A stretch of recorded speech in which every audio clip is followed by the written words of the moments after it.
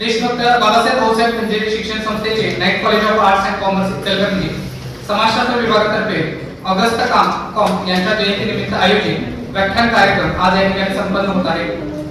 आजच्या या व्याख्यानाचा विषय आहे समाजशास्त्रातील करिअरच्या संधी आणि या प्रसंगी आजच्या या कार्यक्रमासाठी उपस्थित असणारे सर्व मान्यवरांचा पहिल्यांदाच या ठिकाणी आपण बुके देऊन स्वागत करणार आहोत। मी आपल्या महाविद्यालयाचे सन्माननीय प्राचार्य डॉक्टर विरूपाक्ष खन्ना सर यांना विनंती करतो की त्यांनी प्रथमतः आपल्या आजच्या प्रमुख पाहुण्यांचं बुके देऊन त्यांचं स्वागत करावं।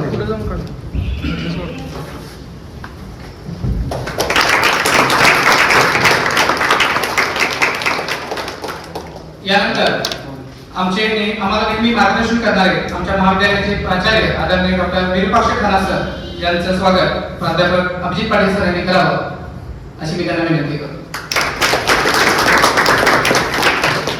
त्याचबरोबर आजच्या या कार्यक्रमासाठी उपस्थित असणारे माननीय सुशील कोर्टे सर यांचं सुद्धा फुल देऊन स्वागत मी प्राचार्यांना विनंती करतो की त्यांनी सुशील कोर्टे सरांचं फुल देऊन स्वागत करावं। त्याचबरोबर माननीय राहुल कांबळे सर यांचं देखील या ठिकाणी फुल देऊन स्वागत करण्यात मी प्राचार्यांना विनंती करतो की त्यांनी यानंतर मी प्राचार्यांना विनंती करतो की त्यांनी समाजशास्त्र अभिजित पाटील सर यांचं फुल देऊन स्वागत करावं मी प्राचार्यांना विनंती करतो। धन्यवाद सर। यानंतर आजच्या कार्यक्रमाची सुरुवात आपण प्रास्ताविकेतून करणार आहोत। मी प्राध्यापक अभिजित पाटील सरांना विनंती करतो की त्यांनी आजच्या कार्यक्रमाचा प्रास्ताविक करावा। देशभक्त बाबासाहेब भाऊसाहेब खंजेरे शिक्षण संस्थेचं night college of arts and commerce Ichalkaranji आणि स्वामी विवेकानंद शिक्षण संस्थेचं ESC कॉलेज इचलकरंजी यांच्यातील सामंजस्य करारांतर्गत आज समाजशास्त्राचे जनक ऑगस्ट कॉम यांच्या जयंतीनिमित्त आयोजित व्याख्यान कार्यक्रमामध्ये समाजशास्त्रातील करिअरच्या संधी या विषयावरती व्याख्यान देण्यासाठी ESC कॉलेजमधील समाजशास्त्र विभाग प्रमुख प्राध्यापक दिगंबर नागरटवार सर हे या ठिकाणी उपस्थित आहेत। मी महाविद्यालयाच्या वतीनं आणि समाजशास्त्र विभागाच्या वतीनं सरांचं मनपूर्वक स्वागत करतो। त्याचबरोबर ESC महाविद्यालयातील समाजशास्त्रातील सहाय्यक प्राध्यापक सुशील कोर्टे सर हे देखील या ठिकाणी उपस्थित आहेत, त्यांचंही मी मनपूर्वक स्वागत करतो। त्याचबरोबर प्राध्यापक राहुल कांबळे सर हे देखील या ठिकाणी उपस्थित आहेत, त्यांचंही मी मनपूर्वक स्वागत करतो। आम्हाला नेहमीच प्रेरणा देणारे आमचे मार्गदर्शक आपल्या महाविद्यालयाचे सन्माननीय प्राचार्य डॉक्टर विरूपाक्ष खन्ना सर हे देखील आजच्या या कार्यक्रमाचे अध्यक्ष म्हणून या ठिकाणी उपस्थित आहेत, त्यांचेही मी मनपूर्वक स्वागत करतो। आपल्या महाविद्यालयातील राष्ट्रीय सेवा योजनेचे डॉक्टर सचिन चव्हाण सर, मानसशास्त्र विभागाचे विभाग प्रमुख डॉक्टर जीवन पाटील सर हे या ठिकाणी उपस्थित आहेत, त्यांचेही मी मनपूर्वक स्वागत करतो। आणि सर्व विद्यार्थ्यांनो, आज आपण समाजशास्त्राचे जनक ऑगस्ट कॉम यांच्या जयंती निमित्तानं या ठिकाणी हा कार्यक्रम आयोजित केलेला आहे। तर समाजशास्त्राच्या बाबतीमध्ये बऱ्याच वेळेला करिअरच्या संधी खूप साऱ्या उपलब्ध आहेत, परंतु त्या विद्यार्थ्यांच्या पर्यंत पोहोचत नसतात। तर त्याच्यामध्ये FPSC UPSC सारखी क्षेत्र असतील, महिला व बालकल्याण विभाग असेल, समाज कल्याण विभाग असेल, असे वेगवेगळे विभाग आहेत की ज्यामध्ये समाजशास्त्राचे विद्यार्थी हे त्या ठिकाणी त्यांना करिअरच्या संधी या मोठ्या प्रमाणात उपलब्ध असतात, परंतु माहितीच्या अभावी त्या ठिकाणी त्या विद्यार्थ्यांना या गोष्टी माहित नसल्यामुळं ते विद्यार्थी त्याच्यापासून वंचित राहतात। तर हीच गोष्ट ध्यानात घेऊन आपल्या महाविद्यालयाच्या सन्माननीय प्राचार्य सरांनी आम्हाला सांगितलं की तुम्ही अशा पद्धतीचा कार्यक्रम आयोजित करा आणि त्यानुसार आजच्या या कार्यक्रमाचं आयोजन हे आपल्या महाविद्यालयामध्ये करण्यात आलेलं आहे। तर या कार्यक्रमाप्रसंगी उपस्थित सर्वच मान्यवरांचं आणि विद्यार्थ्यांचं मी मनपूर्वक स्वागत करतो आणि प्रास्ताविक थांबवतो। थँक्यू। धन्यवाद सर। यानंतर आजच्या कार्यक्रमासाठी उपस्थित असणारे प्रमुख पाहुणे यांचा परिचय करून देण्यासाठी मी प्राध्यापक डॉक्टर सचिन चव्हाण सरांना विनंती करतो.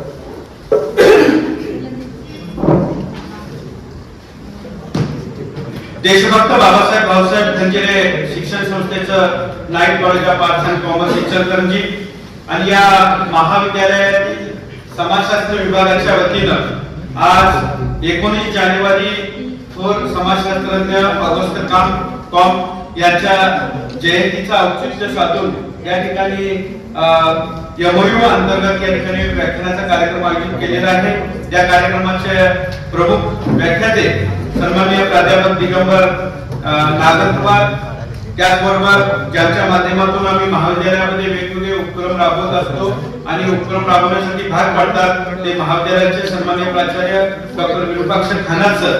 त्याचबरोबर या कार्यक्रमाच्या निमित्तानं खास करून या ठिकाणी व्यासपीठावर उपस्थित असणारे आदरणीय प्राध्यापक डॉक्टर सुशील कोर्टे सर, समाजशास्त्र विभाग समाजशास्त्राचे प्राध्यापक आहेत ते. त्याचबरोबर त्यांच्याबरोबर आलेले प्राध्यापक राहुल कांबळे सर, इतिहास विभागाचे प्राध्यापक आहेत ते. आणि ज्यांच्या माध्यमातून हा कार्यक्रम या ठिकाणी संपन्न होतोय ते या महाविद्यालयातील समाजशास्त्र विभागाचे विभाग प्रमुख आमचे मित्र प्राध्यापक अभिजित पाटील सर. आजच्या कार्यक्रमाचे प्रमुख व्याख्याते सन्माननीय प्राध्यापक दिगंबर नागरवार सर यांचा मी परिचय आपल्याला या ठिकाणी थोडक्यात करून देतो. ते Dattajirao Kadam arts commerce science college Ichalkaranji या ठिकाणी समाजशास्त्र विभागाचे ते विद्यमान त्या ठिकाणी विभाग प्रमुख आहेत. त्यांचं शिक्षण BEd PG MA sociology gold medalist त्या ठिकाणी ते आहेत. एमफिल सेट पीएचडी त्या ठिकाणी आता शिवाजी विद्यापीठामध्ये ते करत आहेत. त्यांना 13 वर्षाचा युजीला शिकवण्याचा अनुभव आहे. त्यांना 3 वर्षाचा पीजीला शिकवण्याचा त्या ठिकाणी अनुभव आहे आणि त्यांनी आतापर्यंत जवळजवळ 15 ते 20 गेस्ट लेक्चर त्या ठिकाणी दिलेले आहेत आणि त्यांना राज्यस्तरीय पुरस्कार देखील मिळालेला आहे. त्यांना राष्ट्रीय देखील पुरस्कार मिळालेला आहे आणि अतिशय सामाजिक काम करण्याची आवड असणारी व्यक्ती समाजामध्ये जाऊन त्या ठिकाणी वेगवेगळे उपक्रम राबवून समाजाला एक वेगळी दिशा देण्याचा त्या ठिकाणी त्यांचा कायम कटाक्ष असतो. अशी तोलामोलाची व्यक्ती आपल्याला या व्यासपीठाला या ठिकाणी मिळालेला आहे. त्यांनी इंट्रोडक्शन टू सोशियोलॉजी हे पुस्तक त्यांनी शिवाजी विद्यापीठाच्या माध्यमातून त्यांचं प्रकाशित झालेलं आहे. तर त्यांनी आंतरराष्ट्रीय 5 शोधनिबंध आणि राष्ट्रीय 2 शोधनिबंध त्या ठिकाणी त्यांचे प्रसारित झालेले आहेत. त्याचबरोबर त्यांनी या समाजशास्त्राच्या व्यतिरिक्त एनसीसी ऑफिसर म्हणून 5 वर्षे काम केलेलं आहे. तुम्ही ज्या राष्ट्रीय सेवा योजनेमध्ये काम करत आहात ते राष्ट्रीय सेवा योजनेचे 3 वर्ष त्या ठिकाणी ते कार्यक्रम अधिकारी म्हणून त्यांनी काम केलेलं आहे. आणि असं उल्लेखनीय काम करणारी व्यक्ती आदरणीय अभिजित पाटील सरांनी आपल्याला तुम्हाला मार्गदर्शन करण्यासाठी ऑगस्ट कॉम यांच्या जयंतीचा औचित्यपर या ठिकाणी बोलवलेलं आहे. त्या या इतकीच सरांची मी या प्रसंगी ओळख करून देतो आणि अधिकची ओळख त्यांच्या व्याख्यानातून आपल्याला होईल अशी अपेक्षा व्यक्त करतो आणि थांबतो. धन्यवाद. धन्यवाद सर. यानंतर आजच्या कार्यक्रमाचे प्रमुख आदरणीय प्राध्यापक दिगंबर नागरवार सरांना विनंती करतो की त्यांनी उपस्थितांना मार्गदर्शन करावं.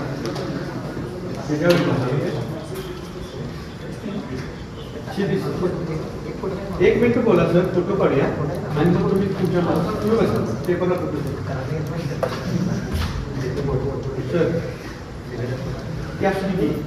सर एक मिनिट बोलू द्या, फोटो काढा आणि मग पीपीटी करतो. म्हणजे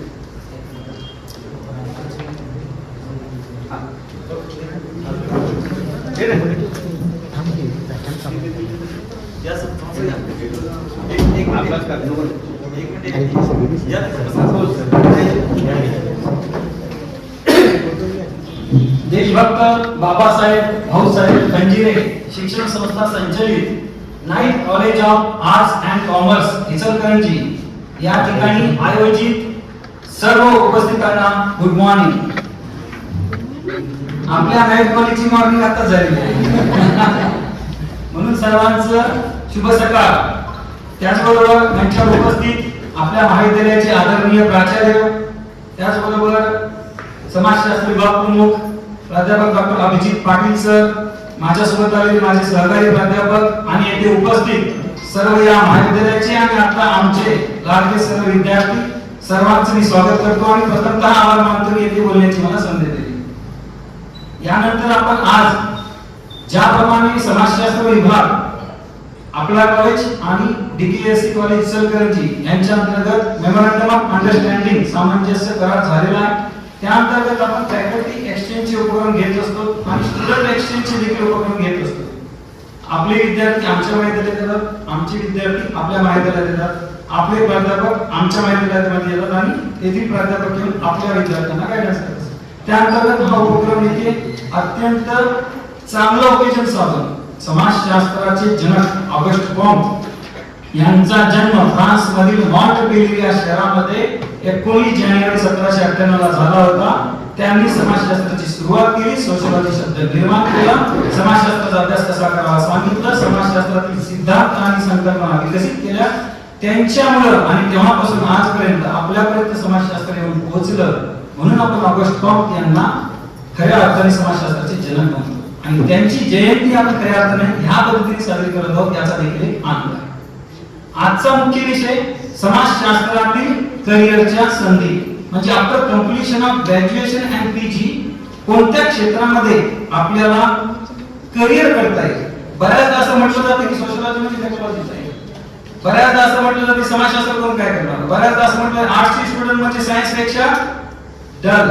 मात्र तसं न होता कशा कशा प्रकारच्या संधी यामध्ये उपलब्ध आहेत याचा थोडक्यात परिचय मी तुम्हाला पीपीटीच्या माध्यमातून करून देतो। आजचे व्याख्यान खालील 5 बाबींच्या माध्यमातून पूर्ण होणार आहे। सर्वप्रथम आपण समाजशास्त्र म्हणजे काय थोडक्यामध्ये पाहणार आहोत। त्यानंतर समाजशास्त्रामध्ये अभ्यास करत असताना कोणकोणत्या प्रोग्राम्स मध्ये आपल्याला ऍडमिशन घेता येईल आणि घेतलेलं आहे यांची थोडक्यात ओळख करून घेणार आहोत। त्यानंतर स्किल्स गेनड फ्रॉम सोशियोलॉजी, म्हणजे समाजशास्त्रातून अध्ययन पूर्ण केल्यानंतर आपल्या आधी कोणत्या स्किल्स डेव्हलप होणार आहेत, आपण कोणते स्किल गेन करणार आहोत, प्राप्त करणार आहोत यांची थोडक्यात ओळख तुम्हाला करून देणार आहे। आणि सगळ्यात महत्त्वाचा चौथा पॉइंट जो की आजच्या व्याख्यानाचा मुख्य विषय आहे तो म्हणजे career opportunities in sociology. Career opportunities पाहण्याच्या आधी 5 ते 10 मिनिटं वरील बाबी बघणे गरजेचे असल्यामुळे ते मुद्दे तिथे ठेवलेले आहेत आणि त्यानंतर 5व्या सेशन असेल 5 ते 10 मिनिटांचा क्वेश्चन आन्सर सेशन। ओके, कोणाला काही प्रश्न असतील त्यानंतर तुम्ही विचारू शकता। सोशियोलॉजी आर्ट और सायन्स, माझा पहिला आणि सिंपल प्रश्न असेल, येथे बसलेले सर्व विद्यार्थी हे बीए आणि एमए चे असतील। बीए प्रथम वर्षाचे किती आहेत? Okay, second BA third down, majority third आहे। एमए चे आहेत कोणी? बरं, ठीक आहे। एक साधा आणि सिंपल प्रश्न आहे, येथे उपस्थितांमध्ये 10वी कोणाची झालेली आहे? आदर करायचं, 10वी कोणाची झालेली नाही? बरं, 12वी सर्वांची झालेली आहे नक्की? खरं सांगा का? बरं, ठीक आहे। इथे उपस्थित सर्वांची 12वी झालेली आहे। 12वीला आपण एचएससी असं म्हणतो, बरोबर? एचएससी ला मराठीमध्ये काय म्हणतात? फार अवघड प्रश्न नाही, आपल्या सर्वांकडे एचएससी चं सर्टिफिकेट आहे। मराठीत काय म्हणतात? म्हणून पहिल्यांदा विचार झाला का नाही? कनिष्ठ महाविद्यालय म्हणत नाही। एचएससी ला इंग्रजीमध्ये हायर सेकंडरी स्कूल सर्टिफिकेट, त्याला मराठीमध्ये उच्च माध्यमिक प्रमाणपत्र परीक्षा असं म्हटलं जातं। आपल्याकडे आहे ते। सांगायचा उद्देश हा आहे की आपण कोणतेही शिक्षण घेत असताना सर्टिफिकेट घेतो, बीएची डिग्री घेतो, एमएची डिग्री घेतो, मात्र त्याच्याकडे ज्या पद्धतीने फोकस करायला पाहिजे, शिक्षण ज्या पद्धतीने शिकायला पाहिजे त्या पद्धतीनं शिकलेलं नाही। आपल्याला फक्त सर्टिफिकेट पाहिजे, आपल्याला फक्त पैसे मिळतात का, आपल्याला फक्त नोकरी लागते का, याकडे सगळ्यांचा फोकस आहे। आणि आजचा विषय देखील त्यावर फोकस करतोय, करिअर ऑपॉर्च्युनिटीज। फक्त करिअर कुठे मिळते सांगायचं, मिळते करिअर भरपूर क्षेत्रांमध्ये, मात्र ते मिळत असताना आपल्याकडे तशा प्रकारचं नॉलेज असणं गरजेचं आहे आणि ते नॉलेज घेऊन आपल्याला शिकायचं। आता आपण बीए पूर्ण करायला, मी माझ्या विद्यार्थ्यांना विचारतो, एमए ला येतात बरेचसे स्टुडंट, बीए ला मराठीत काय म्हणतात? सिंपल प्रश्न। बॅचलर ऑफ आर्ट मराठी झालं, इंग्रजी झालं, इंग्रजी मराठी विचारलं, बरोबर? आपण कधीही न विचार केलेली गोष्ट आहे। मग बीए ला आपण मराठीमध्ये कला स्नातक म्हणतो, सांगायचा उद्देश हा आहे की आपण जे काही शिकत आलोत ना ते फक्त कागदासाठी किंवा आपल्याला नोकरी मिळवून देण्यासाठी किंवा पैसा मिळवून देण्यासाठी ठेवू नका. आपण आता शिकतच आलो, वयाचे 18-20 वर्ष पूर्ण आहेत, आपण शिकतच आहोत, आजन्म आपण शिकतच चाललोय. तर शिक्षणाचा किमान आपल्याला अर्थ माहिती झाला तर निश्चितच 100% आपण कोणत्याही क्षेत्रामध्ये करिअर करू शकतो. आपण आजच्या लेक्चरमध्ये स्पेसिफिक सोशियोलॉजीच्या कॉम्बिनेशन नंतर काय ते बघणार आहोत. मात्र स्पेसिफिक सोशियोलॉजीचं करिअर बघायच्या आधी आपल्याला शिक्षण कशा प्रकारचं घेणं गरजेचं आहे. आपण घेतलेलं आहे, अजून याच्यामध्ये चांगल्या प्रकारे इम्प्रूव्हमेंट करूया. शेवटचा प्रश्न, याच्यानंतर प्रश्न विचारणार नाही, वळणार आहे तिकडेच. शिक्षण म्हणजे काय कोण सांगितलं? What is education? शिकलात का नाही? पहिली झाली का? दुसरी झाली, 10वी झाली, 12वी झाली. पहिलीला बी शिकलोय, 5वीला शिकलोय, 10वीला शिकलोय आपण. प्रश्न सिंपल आहे, शिक्षण म्हणजे काय? सर्वांना माहित आहे. उत्तर चुकलं तर दंड होणार नाही. एक दोघांनी सांगा बघा, मुलांमध्ये कोणी? शिक्षण म्हणजे काय? मुलींमध्ये? बरोबर आहे, सांगा. तुमच्या मनातलं बरोबर आहे. ज्ञानाचा भांडार, ओके, चांगली गोष्ट आहे. त्यांच्यामध्ये ते शिक्षण, तुमच्यामध्ये काय?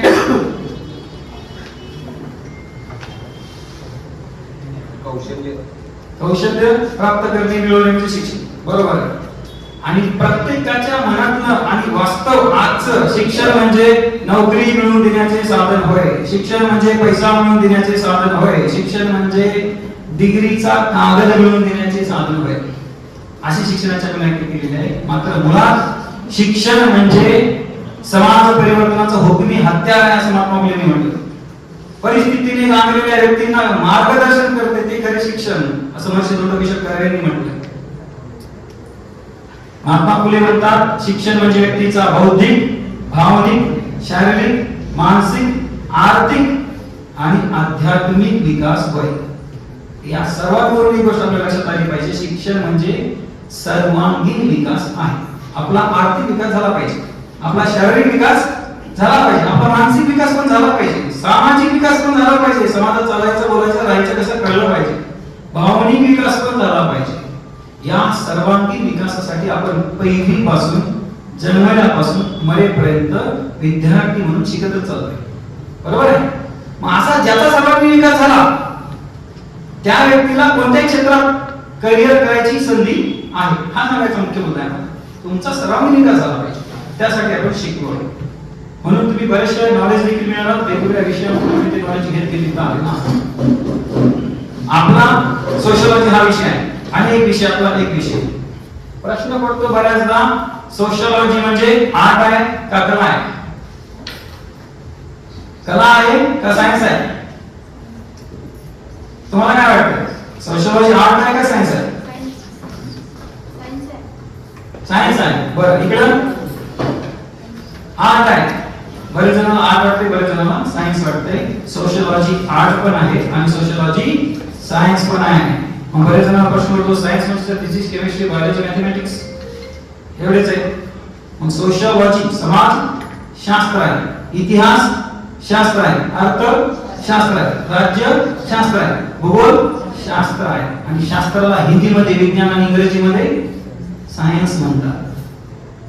म्हणजे सोशियोलॉजी देखील सायन्स आहे आणि कला देखील आहे.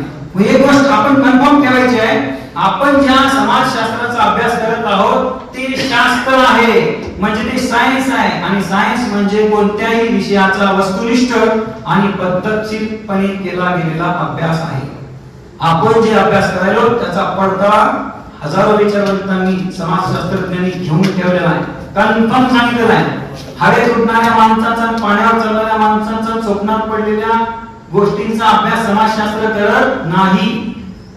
वास्तवात समाजाचा व्यक्ती भांडण का करतो, हा व्यक्ती प्रेम का करतो, त्या व्यक्तीने सहकार्य दुसऱ्यांना का केलं, समाजातील लोक एकत्र का राहतात, समाजामध्ये द्वंद्व का निर्माण होतो, वर्ग संघर्ष का निर्माण होतो, समाजातले व्यक्ती, विद्यार्थी, शेतकरी, कामगार आत्महत्या का करतो, समाज असा कसा चालतोय, समाजातली कुटुंब व्यवस्था कशी चालू आहे, समाजातले विवाह असे कसे चाललेले आहेत.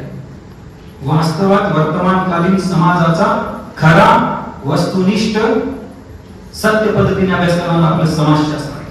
आणि समाजशास्त्रच नाही, जेवढे काही शास्त्र आहे ते सर्व शास्त्र खऱ्या गोष्टींचा अभ्यास करत आहे. खऱ्या गोष्टींचा अभ्यास केल्यामुळे आपल्याला निश्चितच त्याचा उपयोग आपल्या जीवनामध्ये होणार आहे. फक्त मिळालेल्या ज्ञानाचा आपल्याला उपयोग करून घ्यावा लागणार. इम्प्लिमेंटेशन ऑफ द नॉलेज हे सगळ्यात महत्त्वाचं आहे. जे नॉलेज मिळाले त्याचा उपयोग करायचा आहे. ओके, एक गोष्ट कन्फर्म झाली, सोशियोलॉजी आर्ट पण आहे आणि सायन्स पण आहे. ऑगस्ट फ्रॉम त्यांनी व्याख्या केलेली आहे. Sociology is the science of social phenomena, सामाजिक घटनांचे शास्त्र म्हणजे समाजशास्त्र.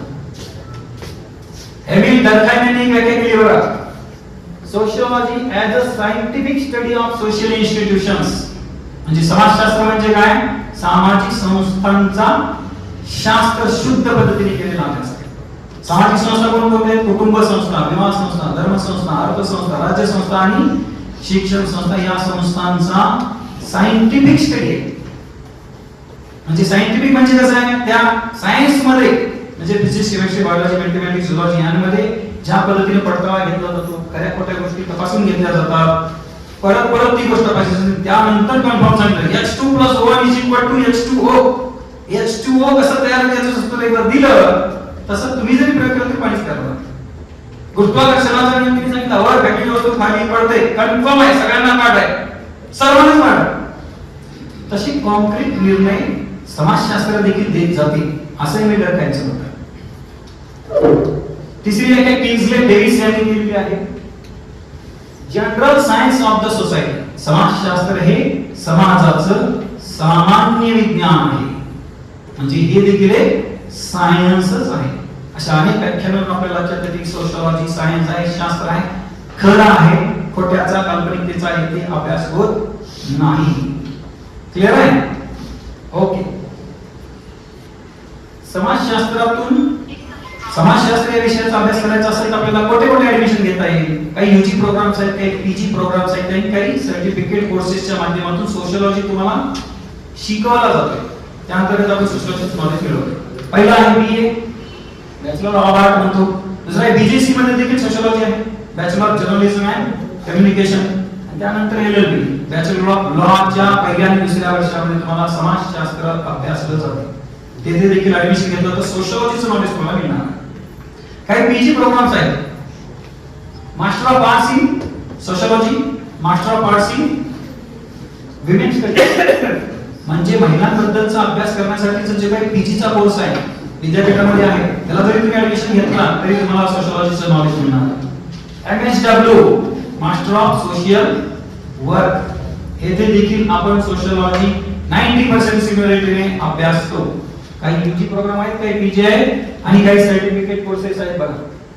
Certificate course in women studies, certificate course in gender studies आणि certificate course in human rights. असे 3-3 महिन्याचे सर्टिफिकेट कोर्स तुम्ही बीए करताना देखील पूर्ण करू शकताय. त्यातून तुम्हाला सोसायटीचा अभ्यास करता येतो, सोसायटी बद्दलचं नॉलेज प्राप्त करून घेता येते. हे काही बीए आणि यूजी आणि पीजी चे प्रोग्राम्स आहेत. थोडक्यात ओळख त्यांची. आता समाजशास्त्राचं नॉलेज जे आपण घेतलंय BA first year, second year, third इयरला, एमए ला असताना सर्टिफिकेट कोर्स म्हणून, त्यातून आपल्यामध्ये कोणकोणते स्किल्स डेव्हलप होणार आहे? खऱ्या अर्थाने मी बीए चा अभ्यास केलेला आहे, खऱ्या अर्थाने मी एमए चा अभ्यास केल्यानंतर मन लावून मी अभ्यास केलाय आणि समाजशास्त्र समजून घेतलं तर आपल्यामध्ये कम्युनिकेशन स्किल येणार आहे, बोलण्याची कला आपली डेव्हलप होणार आहे, रिसर्च स्किल आपल्यामध्ये येणार आहे. बीए थर्ड इयरला, एमए फर्स्ट इयर, सेकंड इयरला तुम्हाला संशोधन करायचं कसं, संशोधनाच्या पायऱ्या कोणत्या, नमुना कशी करायची, तथ्य संकलन कसं करायचं, विश्लेषण कसं करायचं, समाजातल्या अनेक सामाजिक समस्यांना जाणून घेऊन त्याच्यावर उत्तर शोधून कशी काढायची, यांची ओळखच नाही तर प्रत्यक्षात संशोधनाचा प्रोजेक्ट तुम्हाला दिला जातो.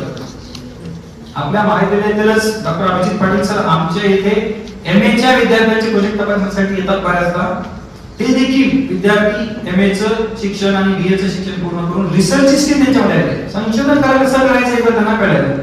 आणि सोशियोलॉजीतल्या रिसर्चची खासियत आहे, सर्व सोशल सायन्सेस मध्ये हा रिसर्चची पद्धत वापरली जाते. मेथोडॉलॉजी आहे ती हिस्ट्री मध्ये वापरली जाते, इकॉनॉमिक्स मध्ये वापरली जाते, पॉलिटिकल सायन्स मध्ये वापरली जाते. म्हणजे एकदा तुम्हाला संशोधनाची स्किल डेव्हलप झाली तर तुम्ही संशोधनाच्या फील्डमध्ये देखील करिअर करू शकताय. कसं करणार आहे कोणत्या ती पुढे येणारच आहे. मात्र तुमच्यामध्ये रिसर्च स्किल डेव्हलप होणार, क्रिटिकल थिंकिंग, कोणत्याही गोष्टीच्या पाठीमागे कारणे कोणती, तार्किक विचार करण्याची क्षमता तुमच्यात निर्माण होणार. विल्फ्रेड पॅटर्न मांडलेला सिद्धांत आहे तार्किक आणि अतार्किक क्रियेचा सिद्धांत. त्याद्वारे आपण तर्कनिष्ठच विचार करतो. सैराट पिक्चर बघितलाय, पीके पिक्चर बघितलाय, ॲनिमल पिक्चर बघितलाय, पिक्चर बघितलं काय, बाहेर फिरलं काय, कुठं जरी गेलं त्याच्या पाठीमागे काय कारण आहे हे आपण शोधून काढायचा विचार आपल्याला येतो. सैराटचा बेस काय आहे बरं? सैराट पिक्चरचा बेस काय, कशाला बघायचं? पीके पिक्चरचा बेस काय? पीके पिक्चर म्हणजे मला वाटतं धर्मांतराला दूर करण्यासाठी केलेली गोष्ट आहे, बरोबर आहे. मात्र सगळ्यात शेवटी जो एक दाखवलाय पीके पिक्चरचा, त्याच्यामध्ये आपल्याला लव जिहाद दिसून येतो आपल्या समाजात चालत आलेला आहे का नाही याबद्दलचं विश्लेषण दिलेलं दिसून येतं. सैराट पिक्चर आपण बघितला, त्यामध्ये आपण लव बघितलं, त्यामध्ये लव मॅरेज बघितलं, त्यामध्ये इंटरकास्ट मॅरेज सिस्टीम पण बघितली, जाती व्यवस्था पण बघितली. याच्याही पलीकडे जाऊन सैराटचा एंड कसा चालू, काय आहे एंड सैराटचा? समाज व्यवस्थेत चालत असलेले वास्तव चित्र दाखवण्याचं काम केले, ते म्हणजे ऑनर किलिंग. समाजातली एक समस्या, करिअरला आल्यानंतर आणि एमए आल्यानंतर तुम्ही या समस्येचा अभ्यास करताय, त्याबद्दल क्रिटिकल थिंकिंग करतो. कोणती घटना घडली की आपल्याला लगेच विचार आहे. आत्महत्या केली शेतकऱ्याने, लगेच एमए करायचं आत्महत्याचं सिद्धांत आठवतो आपल्याला. दोन व्यक्ती भांडण करायला लागले, दोन वर्गात भांडण व्हायला लागले, भांडण करायले, कामगार भांडण करायले, आंदोलन करायचे, लगेच आपल्याला कार्ल मार्क्सचा वर्ग संघर्ष सिद्धांत आठवतो. हे याच्यामुळे घडायले. शेतकऱ्याने आत्महत्या केली, आत्महत्या आठवतो. येथे उपस्थित विद्यार्थ्यांमध्ये आपुलकीचा संबंध नसता, मात्र आपल्या आई वडिलांमध्ये भाऊ बहिणीमध्ये खूप प्रेम असतंय, ही गोष्ट देखील आपल्याला चार्ल्स हॉटन फुले यांनी मांडलेल्या प्राथमिक समूहाची कन्सेप्ट अभ्यास करायला घेतलं. या स्किल तुमच्याकडे डेव्हलप होणार आहे. प्रॉब्लेम सॉल्व्हिंग, पुन्हा एकदा रिसर्च मध्ये समाजातील समस्या घेतो, आपण ती सॉल्व्ह करतो. तसं व्यक्तिगत समस्या आणि समाजातील समस्या सॉल्व्ह करायची स्किल तुमच्यात आपोआप डेव्हलप होणार आहे after completion of BA third year in social work. Management skill. What is the relation between the management and society? Management society मध्ये असतं. एखाद्याचं लग्न कार्य आहे, एखाद्याचा वाढदिवस साजरा करायचा आहे, मॅनेजमेंट करतोय आपण. कसं मॅनेजमेंट करायचं ते विवाहाची पद्धती आपण अभ्यास केली असतात. विवाह म्हणजे काय झालेलं असते, नवीन ट्रेंड काय आलाय वर्तमान काळामध्ये, घटस्फोटाचं प्रमाण काय वाढलं, या गोष्टी माहित असल्यामुळे आपण त्यानुसार मॅनेजमेंट करतो. आपल्याला बोलायची स्किल डेव्हलप झालेली असते, आपल्याला माहित असते की यामुळे हे घडतंय, म्हणून आपल्यामध्ये काही प्रमाणात मॅनेजमेंट स्किल देखील डेव्हलप झालेली दिसून येते. पॉलिसी इव्हॅल्युएशन म्हणजे धोरणांचं मूल्यमापन करायची ताकद पण खऱ्या अर्थाने सोशलॉजी तुम्हाला देते.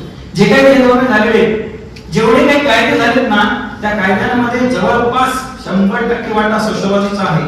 स्त्री भ्रूण हत्या प्रतिबंधक कायदा PCPNDT ऍक्ट झाला, केश वापर कायदा झाला, महिलांना शिक्षणाचा कायदा झालेला आहे, कामाच्या ठिकाणी छळ प्रतिबंध कायदा झालेला आहे, समान शिक्षणाचा कायदा झालेला आहे, शालेय पोषणाचा कायदा झालेला आहे. हे कायदे का झाले? समाजाचा अभ्यास केल्यामुळे झालेले. समाजशास्त्रज्ञांनी समाजाचा अभ्यास करून सुचविलेले आहे असा असा कायदा करा म्हणून, त्यानंतर कायदा झाले. ते झालेला कायदा योग्य आहे का योग्य आहे याचे विश्लेषण तुम्ही करू शकता.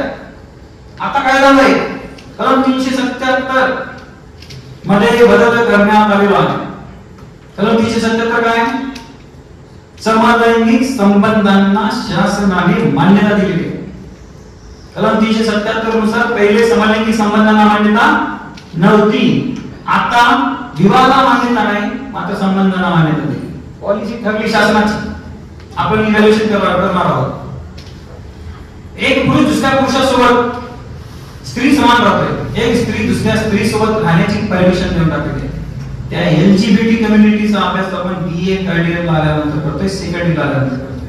तेव्हा आपल्याला कळतं या समाजातल्या माणसाच्या जाती ह्या दोनच नसून अनेक आहेत. मेल, फिमेल, LGBTIQ अशा 70 पेक्षा जास्त माणसाच्या जाती आहेत. आपल्याला मेल आणि फिमेलच माहिती आहे. ज्यांना आपण थर्ड जेंडर म्हणतो त्यांचा पण अभ्यास कोण करते? सोशियोलॉजी. तेव्हा सांगते समलैंगिक संबंधांची गरज आहे का नाही. आता त्यांच्या विवाहाचा प्रश्न चालू आहे, विवाह करू द्यायचा का नाही, विचार विनिमय करायची ताकद सोशलॉजी देते, उपाय मांडायची ताकद देखील सोशलॉजी देते. आणि सगळ्यात महत्त्वाचं पर्सनॅलिटी डेव्हलपमेंट स्किल, आपली पर्सनॅलिटी डेव्हलप. या प्रकारची स्किल्स काही आपल्याला सोशलॉजीतून थर्ड इयर बी पूर्ण झाल्यानंतर डेव्हलप होत जातात. खऱ्या अर्थानं तुम्ही सोशलॉजीचा अध्ययन केला तर निश्चितच. यानंतर आपला मुख्य विषय आजचा ही झाली पार्श्वभूमी, करिअर ऑपॉर्च्युनिटीज इन सोशलॉजी. कोणत्या क्षेत्रांमध्ये आपल्याला करिअर करता येते after completion of BA third year in sociology and MA second year in sociology. पहिली फील्ड आहे अकॅडमिक फील्ड, म्हणजे एज्युकेशन फील्ड म्हणतो. दुसरी आहे रिसर्च फील्ड, तिसरी आहे ऍडमिनिस्ट्रेटिव्ह फील्ड. मुख्यतः तीनच गोष्टी आहेत. एक तुम्ही एज्युकेशन फील्ड मध्ये येऊ शकताय, एक तर रिसर्च मध्ये आवडतं तर रिसर्च करा, नाही तुम्हाला ऍडमिनिस्ट्रेशन करायचं तर ऍडमिनिस्ट्रेशन. या व्यतिरिक्तही तुम्ही मीडिया आणि कम्युनिकेशन फील्ड मध्ये देखील काम करू शकताय, सोशल सर्व्हिस फील्ड मध्ये देखील काम करू शकताय, क्रिमिनल जस्टिस फील्ड मध्ये देखील काम करू शकताय आणि बिझनेस फील्ड मध्ये देखील तुम्ही काम करू शकता. सर्वप्रथम बघूया अकॅडमिक फील्ड मध्ये.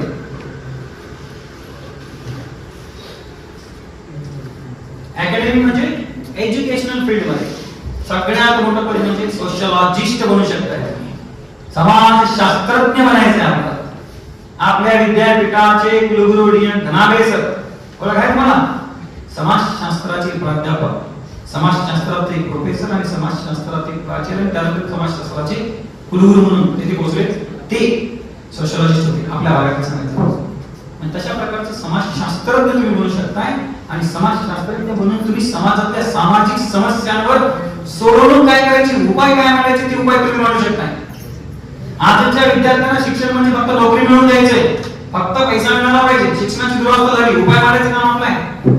आजच्या समाजामध्ये धर्मांधता वाढत चाललेली आहे, जातीमध्ये वाद निर्माण होत चाललेला आहे, उपाय मांडायचं काम आपलं आहे. शोधून काढून ठाम मत मांडायचं काम आपलं आहे. ती माणूस शकायची ताकद तुमच्यात येणार आहे.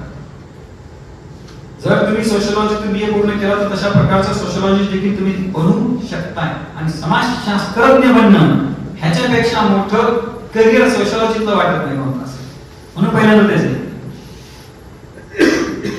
University lecturer. अकॅडमिक फील्ड मध्ये तुम्ही युनिव्हर्सिटी मध्ये सीनियर लेक्चरर म्हणून काम करू शकता. सीनियर लेक्चरर म्हणजे BA आणि MA च्या विद्यार्थ्यांना शिकविणारे वरिष्ठ प्राध्यापक. ही सुद्धा एक चांगली पोस्ट आहे. नोबेल प्रोफेशन म्हणून ज्याला ओळखलं जाते ती ही पोस्ट आहे, ते म्हणजे वरिष्ठ प्राध्यापक. मग आपल्याला आता युनिव्हर्सिटी लेक्चरर व्हायचंय तर काय केलं पाहिजे आपण? आपल्याला सगळ्यात पहिल्यांदा सोशलॉजी मध्ये जर काही सोशलॉजीचा वरिष्ठ प्राध्यापक व्हायचा आहे तर आपल्याला पहिल्यांदा BA सोशलॉजी पूर्ण करावं लागतं, त्यानंतर MA सोशलॉजी पूर्ण करावं लागतं आणि त्यानंतर आपल्याला सेट, नेट किंवा PhD या तीन पैकी एक परीक्षा पास व्हावी लागते. State eligibility test, national eligibility test आणि डॉक्टर ऑफ फिलॉसॉफी या तीन पैकी एक असेल. BA MA plus SET NET PhD पैकी जर एक असेल then you are eligible, त्यानंतर तुम्ही पात्र आहात. आणि ही परीक्षा पास झाल्यानंतर वर्तमानकालीन परिस्थितीमध्ये युनिव्हर्सिटीचा लेक्चरर व्हायचा असेल तर 50-50 चा फॉर्म्युला सध्याकालीन परिस्थितीमध्ये शासनाने राबवलेला आहे. म्हणजे तुमच्या अकॅडमिक स्कोरला 50% मार्क, 10वीला किती आहेत, 12वीला किती आहेत, MA ला किती आहेत, BA ला किती मार्क आहेत त्यानुसार टक्केवारी काढणार. रिसर्च पेपर किती पब्लिश आहेत, पुस्तक किती लिहिले, किती वर्षाचा टीचिंग एक्सपिरियन्स आहे तुमचा, किती टक्के मार्क मिळालेले आहेत, सेट आहे का, नेट आहे का, सेटला 3 मार्क, नेटला 5 मार्क, PhD ला 25 मार्क, अशी मार्किंग सिस्टीम केली. त्यानुसार 50 पैकी तुम्हाला मार्क मिळणार आणि त्यानंतर 50 मार्काचा तुमचा इंटरव्ह्यू घेणार आणि इंटरव्ह्यू नंतर तुमचं सिलेक्शन झालं देन तुम्ही MA सेट झाल्यानंतर विद्यापीठाचे लेक्चरर म्हणून काम करू शकता. 90% च्या वर विद्यापीठांमध्ये सोशलॉजी हा विषय आहे आणि 50% च्या वर वर्तमानकालीन परिस्थितीमध्ये जागा शिल्लक आहे. ठीक आहे. त्यानंतर senior college lecturer, night college of arts and science, Ichalkaranji. भौतिक येथे देखील जागा शिल्लक आहे. प्रत्येक कॉलेजमध्ये जागा शिल्लक आहे, प्रत्येक कॉलेजमध्ये. त्या कॉलेजचे येथे उपस्थित जेवढे प्राचार्य आहेत, प्राध्यापक आहेत, तुम्हाला जर तसं बनायचं असेल सिनियर कॉलेजचे लेक्चरर ग्रँटेबल, तर सेम क्वालिफिकेशन आहे BA MA सोशियोलॉजी, त्यानंतर सेम नेट किंवा PhD एवढं क्वालिफिकेशन तुमच्याकडे असेल. त्यानंतर फक्त परीक्षा कोणतीही नाहीये सिनियर कॉलेजला लेक्चरर होण्यासाठी. तुम्ही डायरेक्ट सिनियर कॉलेज लेक्चरर फक्त एक इंटरव्ह्यू देऊन होऊ शकता. खासियत आहे नोबेल प्रोफेशन आहे. दुसरी खासियत आहे इक्वल टू कलेक्टर पगार आहे. क्लास 1 नॉन गॅजेटेड ऑफिसर म्हणून ओळखला जातो. क्लास 1 नॉन गॅजेटेड ऑफिसरची पोस्ट, 5 तास काम, 3 तास शिकवणी आणि पूर्ण रुबाब. अडचण एकच आहे, बऱ्याचशा संस्थांमध्ये आता डोनेशन घेण्याचं काम चालू आहे, ती एक अडचण आहे. दुसरा प्लस पॉइंट मुलींसाठी काय, CHD तरी आयुष्यभर करू शकता जर तुम्हाला दुसरा सपोर्टिव्ह असेल तर. 30-40 हजार रुपये सध्या ती पण गोष्ट मला माहिती आहे. ओके, मात्र प्रोफेशन मात्र नोबल आहे. हे प्रोफेशन फक्त क्वालिफाईड लोकांनाच मिळते. अजून एक महत्त्वाची गोष्ट, युनिव्हर्सिटी लेक्चरर व्हा किंवा कॉलेजचे प्रोफेसर व्हा, तुम्हाला 55% मार्क मिनिमम B+ ला आवश्यक आहे. तर 55% मार्क कमी असतील तुम्हाला तर यू आर नॉट एलिजिबल. दुसऱ्यांना आपल्याला शिकवायचे, मला नॉलेज नाही, आडत नाही पाणी पोळ्या कसं जाणार असं काम आहे, असं होता काम आहे. म्हणून आपल्याला नॉलेज फुल घ्यायचंय, फुल नॉलेज असं तर शिकू शकतोय. ओके, क्लिअर आहे. असो, यानंतर junior college lecturer. Senior college मला म्हणायचं BA MA, ज्युनियर कॉलेज 11वी आणि 12वी. म्हणजे तुम्हाला 11वी 12वीचं लेक्चर व्हायचं असेल तर तुम्ही ज्युनियर कॉलेज लेक्चरर कनिष्ठ अधिव्याख्याता म्हणून काम करू शकता. सेम क्वालिफिकेशन आहे BA MA, set NET PhD लागत नाही, मात्र त्या ऐवजी B.Ed लागते तुम्हाला. म्हणजे BA पूर्ण केल्यावर तुम्ही B.Ed करा किंवा MA करा. MA B.Ed जर असेल तर you are eligible for this post. आणि 11वी 12वीला आपला सोशियोलॉजी हा विषय आहे. तुम्ही ज्युनियर कॉलेज लेक्चरर देखील होऊ शकता. संस्थांमध्ये देखील बरीचशी भरती आहे. आणि पवित्र नावाचे एक पोर्टल आलेला आहे, त्या अंतर्गत संपूर्ण महाराष्ट्रामध्ये तुम्ही PAIT ची परीक्षा देऊन पवित्र नावाच्या पोर्टल मधून महाराष्ट्रातल्या कोणत्याही विद्यापीठामध्ये कोणत्याही कॉलेजेसमध्ये ज्युनियर लेक्चरर म्हणून काम करू शकता. ज्यांना अकॅडमिक फील्ड मध्ये यायचंय, ज्यांना एज्युकेशन फील्ड मध्ये यायचंय, त्यांचं सध्या चालू आहे. ओके, त्यानंतर एज्युकेशनल कन्सल्टंट म्हणजे कोणता जॉब लागला नाही आपल्याला शेवटी तर आपण शैक्षणिक सल्लागार म्हणून एखादं संस्था उभी करू शकतो आणि त्यामध्ये आपण डायरेक्टर म्हणून तेथे काम करू शकतो. आणि वेगवेगळ्या विद्यार्थ्यांना आपण शैक्षणिक सल्लागार म्हणून देखील काम करू शकतो. तेवढी कॅपॅसिटी आपल्यामध्ये निर्माण झालेली असते. ओके, ही झाली अकॅडमिक फील्ड. मेजॉरिटीला आपल्याला सिनियर कॉलेज लेक्चरर एवढंच माहित असते, बाकी देखील तुम्ही करू शकता. ओके, ज्यांना अकॅडमी मध्ये यायचंय, ज्यांना एज्युकेशन फील्ड मध्ये यायचंय, तर यापैकी कोणत्याही पोस्टला अप्लाय करू शकता एलिजिबिलिटी पूर्ण झाल्यानंतर. ओके, त्यानंतर आहे रिसर्च फील्ड. म्हणजे रिसर्च संशोधनाच्या क्षेत्रामध्ये देखील आपण काम करू शकतो. रिसर्च मध्ये सगळ्यात पहिलं महत्त्वाचं आहे रिसर्चर, संशोधक म्हणून आपल्याला काम करायचं आहे. तुम्ही संशोधक म्हणून वेगवेगळ्या शासनाच्या कमिटीवर, सल्लागार मंडळावर सदस्य म्हणून काम करू शकता. 10-15 कोटी, 1000 कोटी, 2000 कोटीचे प्रोजेक्ट्स ते असतात. शासन कोणताही कायदा करायच्या आधी संशोधकांकडून त्याची संपूर्ण माहिती घेतली जाते. त्या संशोधनाच्या कमिटीमध्ये तुम्ही संशोधक म्हणून काम करू शकता. दुसरा आहे research fellow.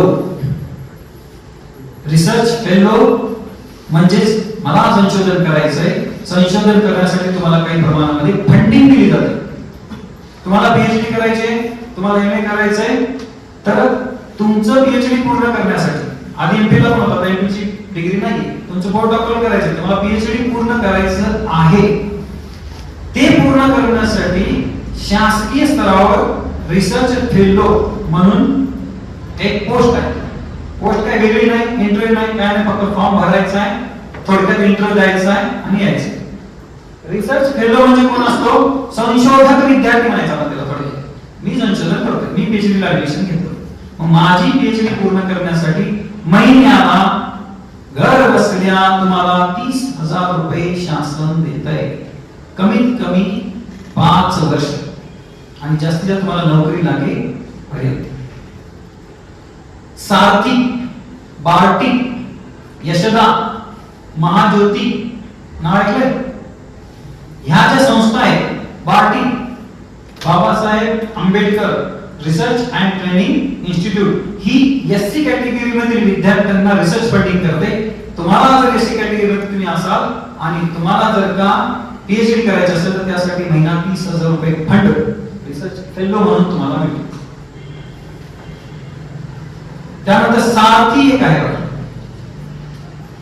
Rajshri Chhatrapati Shahu Maharaj training institute, Maratha समाजातील व्यक्तींसाठी, कुणबी मराठा समाजातील व्यक्तींसाठी नव्याने शासनाने ही योजना सुरुवात केली आहे. सामाजिक, शैक्षणिक आणि आर्थिक विकास करण्याच्या उद्देशाने जे व्यक्ती मराठा आणि कुणबी मराठा जातीमधील आहेत त्यांनी सारथीला जर अप्लाय केला तर त्यांना देखील 30,000 रुपये महिना फक्त शिक्षण शिकण्यासाठी दिलं जातं.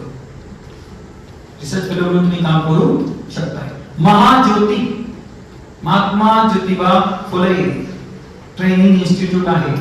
ओबीसी, एनटी, व्हीजेएनटी, एनटी 1 2 3 आणि एसबीसी या कॅटेगरी मधील व्यक्तींना रिसर्च फेलो म्हणून तुम्ही सारथी महाज्योतीच्या पोर्टलवर जाऊन अप्लाय करू शकता.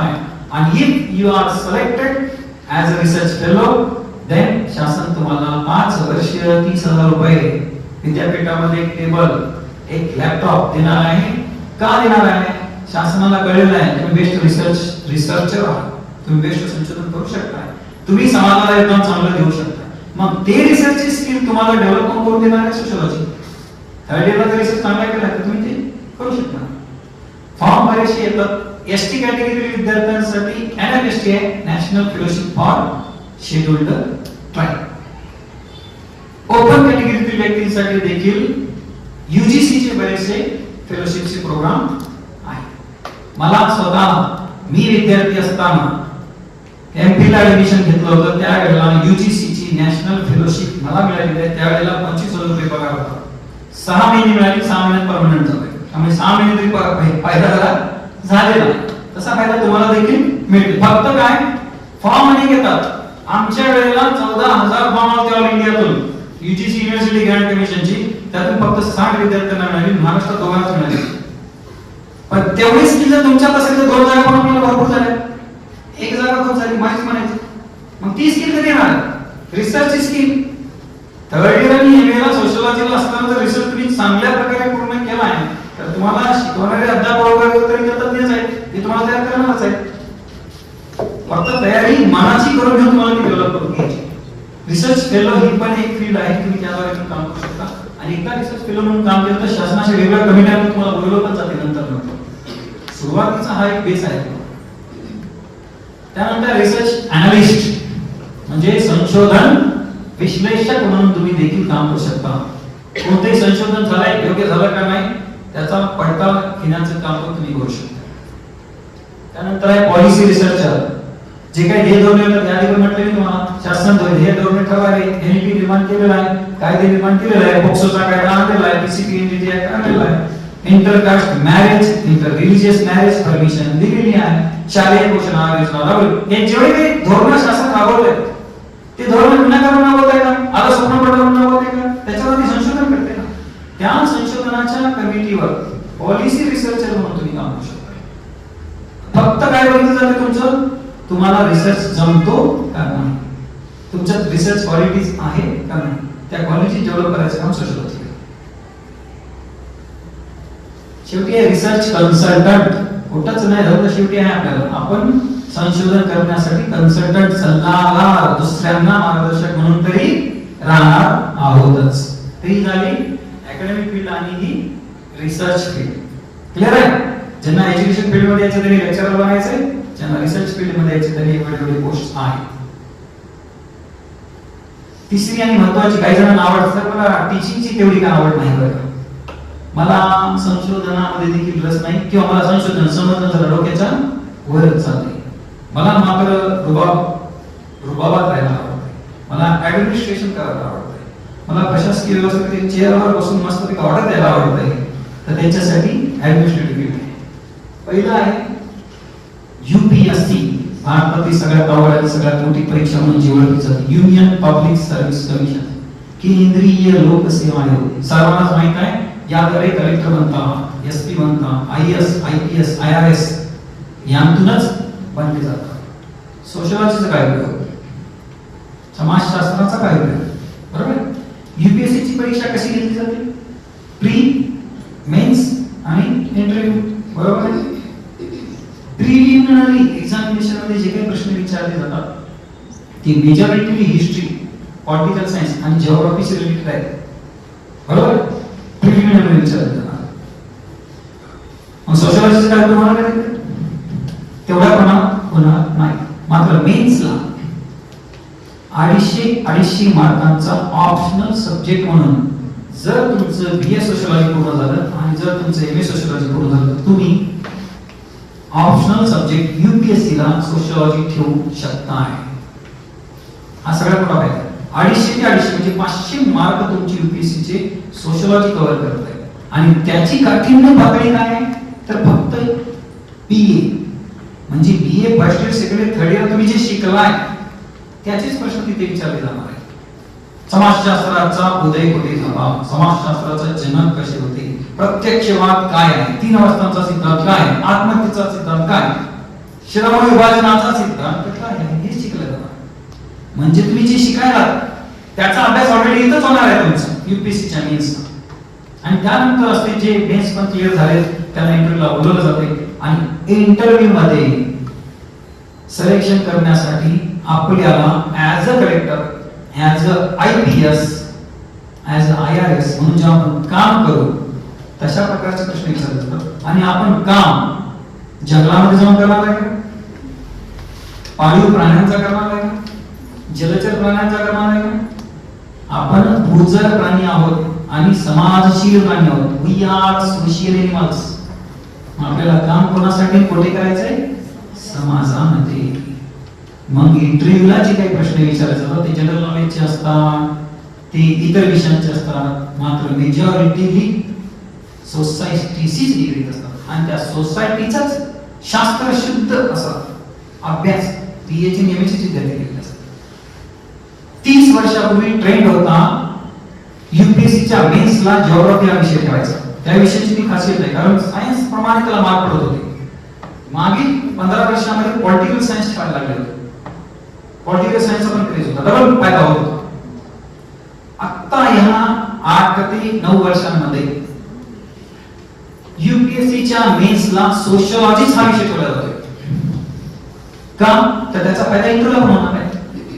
तुम्हाला ऍज अ कलेक्टर तुमच्या जिल्ह्यामध्ये 8 शेतकऱ्यांनी आत्महत्या केली, कामगार भांडण करत चाललेले, 8 शेतकरी आत्महत्या केल्या, दुसऱ्या दिवशी 15 शेतकऱ्यांनी आत्महत्या केली, बातमी आली, त्यानंतर 50 शेतकरी आत्महत्या केली. काय करावं, आपल्याला लगेच आठवते एमिल डरखाईम यांचा ली सुसाईड नावाचा ग्रंथ, आत्महत्येचे प्रकार आणि आत्महत्येची कारणे. उत्तर द्यायला आपण रेडी. भांडणी का करायले, म्हटलं भांडवलदार आणि कामगार, एवढ्या मोठ्या इंडस्ट्री इचलकरंजीमध्ये भांडवलदार आणि दुसरा कामगार वर्ग आहे. लगेच कार्ल मार्क्सचा आपण वर्ग संघर्ष सिद्धांत डोळ्यापुढे उत्तर देतो. फायदा होणार. समाजामध्ये धर्मांधता पसरली, जातीवाद पसरलेला आहे. जात पहिल्यांदा कधी निर्माण झाली, धर्म पहिल्यांदा निर्माण कधी झाला, विवाह पहिल्यांदा कोणी केला, याबद्दलचं नॉलेज थेडी लेखन आपल्याला पूर्ण झालेलं असते.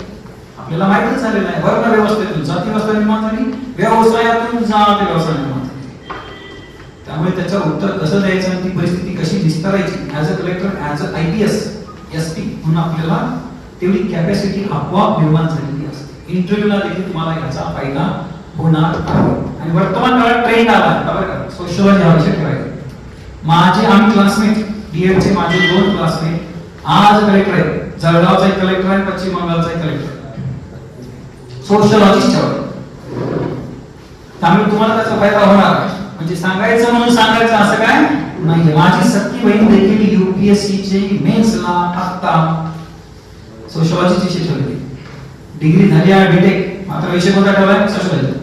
तुम्ही इंजिनिअरिंग करा, तुम्ही लॉ करा, तुम्ही फार्मसी करा, का तुम्ही डॉक्टरेट हा तुम्हाला सिलेबस मध्ये काय आहे? सगळे सोशल सायन्सेस आहेत, सोशल सायन्सेस, आणि त्यात सोशलॉजीचा अशा प्रकारे तुम्ही उपयोग करून घेऊ शकता युपीएससीच्या मेन्स मध्ये. ओके, क्लिअर आहे? त्यानंतर आहे MPSC, Maharashtra Public Service Commission. युपीएससीच्या धर्तीवर एमपीएससीने आपला सिलेबस आणला आहे. ज्याप्रमाणे सिलेबस युपीएससीचा आहे त्याप्रमाणे एमपीएससीचा देखील आहे. मग तसाच उपयोग तुम्हाला येथे देखील सोशलॉजीचा मेन्सला प्लस इंटरव्ह्यूला करून घेता येते. DWO administrative post. DWO चा फुल फॉर्म डिस्ट्रिक्ट वेलफेअर ऑफिसर, जिल्हा समाज कल्याण अधिकारी तुम्ही बोलू शकता. प्रत्येक जिल्ह्यात एक पोस्ट असते. जेवढे काही एसटी, एसटी, ओबीसी जेवढे काही कॅटेगरी आहेत त्या कॅटेगरीतील व्यक्तींचा, अंधांचा, अपंगांचा, मागासवर्गीयांचा विकास करण्यासाठी महाराष्ट्र शासनाने DWO ची पोस्ट दिली. डिस्ट्रिक्ट वेलफेअर ऑफिसर, जिल्हा समाज कल्याण अधिकारी. जर तुम्हाला व्हायचं असेल तर फक्त आणि फक्त बीए सोशलॉजी लागते. बीए फक्त लागतं, एमएची पण गरज नाही. जर तुमचं बीए पूर्ण झालं तर एमपीएससी जिल्हा समाज कल्याण अधिकाऱ्याची जागा भरते. जिल्हा समाज कल्याण निरीक्षकाची जागा भरते. 3 महिन्याखालीच आमचे एमएची स्टुडंट आज जिल्हा समाज कल्याण अधीक्षक बनलेले आपल्याच इचलकरंजीचे. त्यामुळे तुम्ही म्हणू शकता बरेचसे विद्यार्थी सोशलॉजी घेऊन जिल्हा समाज कल्याण अधिकारी बनतात. याच्यासाठी एक्स्ट्राचं जर तुमचं क्वालिफिकेशन असेल, एमए सोशलॉजी प्लस एमएसडब्ल्यू असेल तर तुम्हाला एक्स्ट्राचे मार्क इंटरव्ह्यूला दिले जातात. दोनच, एक परीक्षा घेतली जाते पुन्हा इंटरव्ह्यू घेतला. त्याच्यामध्ये जनरल नॉलेजचे प्रश्न आहेत, बुद्धिमत्तेचे प्रश्न आहेत आणि मेजॉरिटीली सोशलॉजीचेच प्रश्न आहेत. जिल्ह्याचा समाजाचा कल्याण करत असताना समाजाचा अभ्यास कोणी केलाय? समाजशास्त्राचे विद्यार्थ्यांनी केलाय. त्यामुळे त्याला समाज माहित आहे. समाजातली स्त्री भांडण का करते, समाजातल्या स्त्रीलाच अन्याय का होतो, या दोन्ही गोष्टी त्याला माहिती.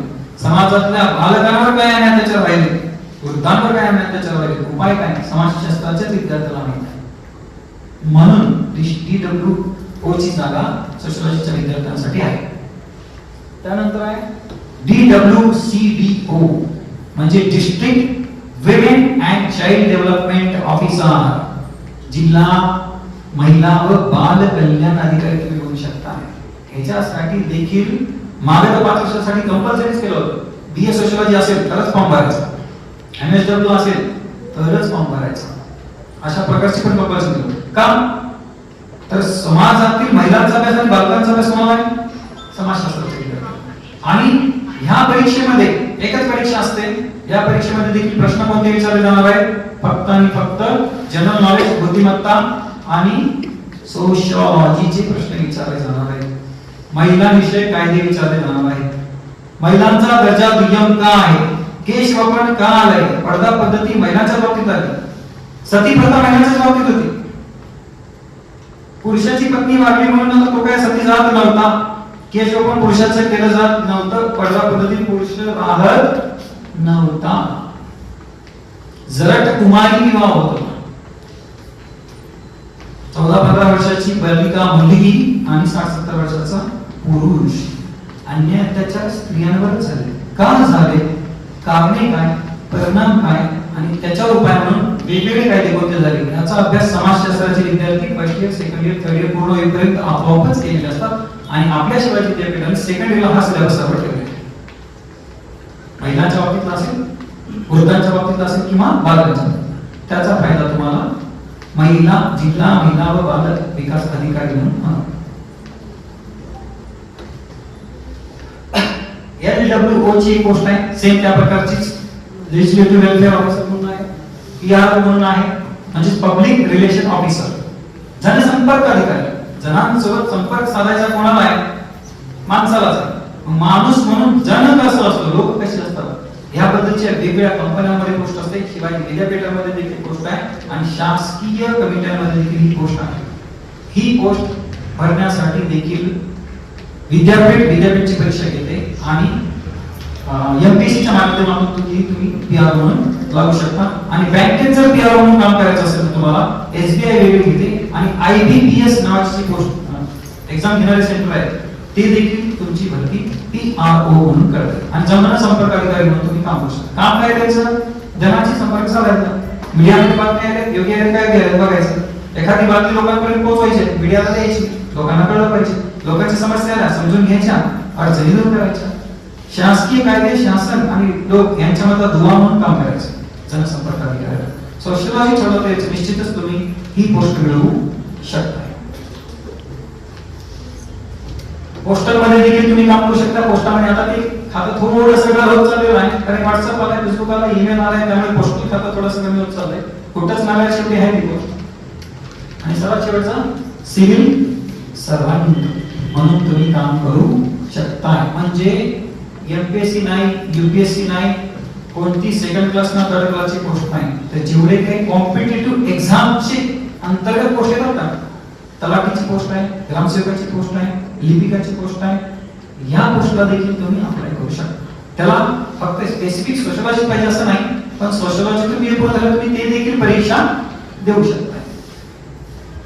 हे झाले मेजॉरिटी 3 फील्ड, म्हणजे 90% स्टुडंट जवळपास हेच फील्ड निवडतात. कोणते कोणते? अकॅडमिक फील्ड आहे, प्राध्यापक बनतात, दुसरं रिसर्च आहे, संशोधन बनतात, आणि तिसरं ऍडमिनिस्ट्रेटिव्ह, यूपीएससी, एमपीएससी, वेगवेगळ्या परीक्षा, महिला विकास अधिकारी, बाल विकास अधिकारी म्हणून काम करतात. त्या व्यतिरिक्त पण काही पोस्ट आहेत, त्या व्यतिरिक्त पण काही करिअर तुम्हाला तुमच्या आवडीनुसार तुम्ही पूर्ण करू शकता.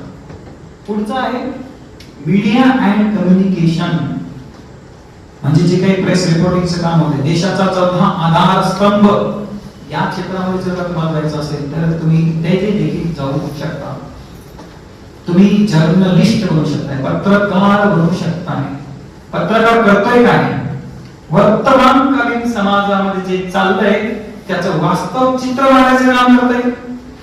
वर्तमानकालीन समाजाचा अभ्यास करतोय कोण? समाजशास्त्राचे चित्र. मग खऱ्या अर्थानं वर्तमानकालीन समाजाबद्दलचं परखड मत, वास्तव मत, सत्य मत मांडायची कॅपॅसिटी कोणाला देणार आहे? आपल्यालाच. म्हणून आपण पत्रकार बनू शकतो. समाजात घटना घडली, आत्महत्या वाढत चालल्या, बलात्कार वाढत चालले, ऍक्सिडेंटचं प्रमाण वाढत चाललंय, या प्रत्येक घटनेच्या पाठीमागचं शास्त्रीय कारण त्याला माहिती असतं.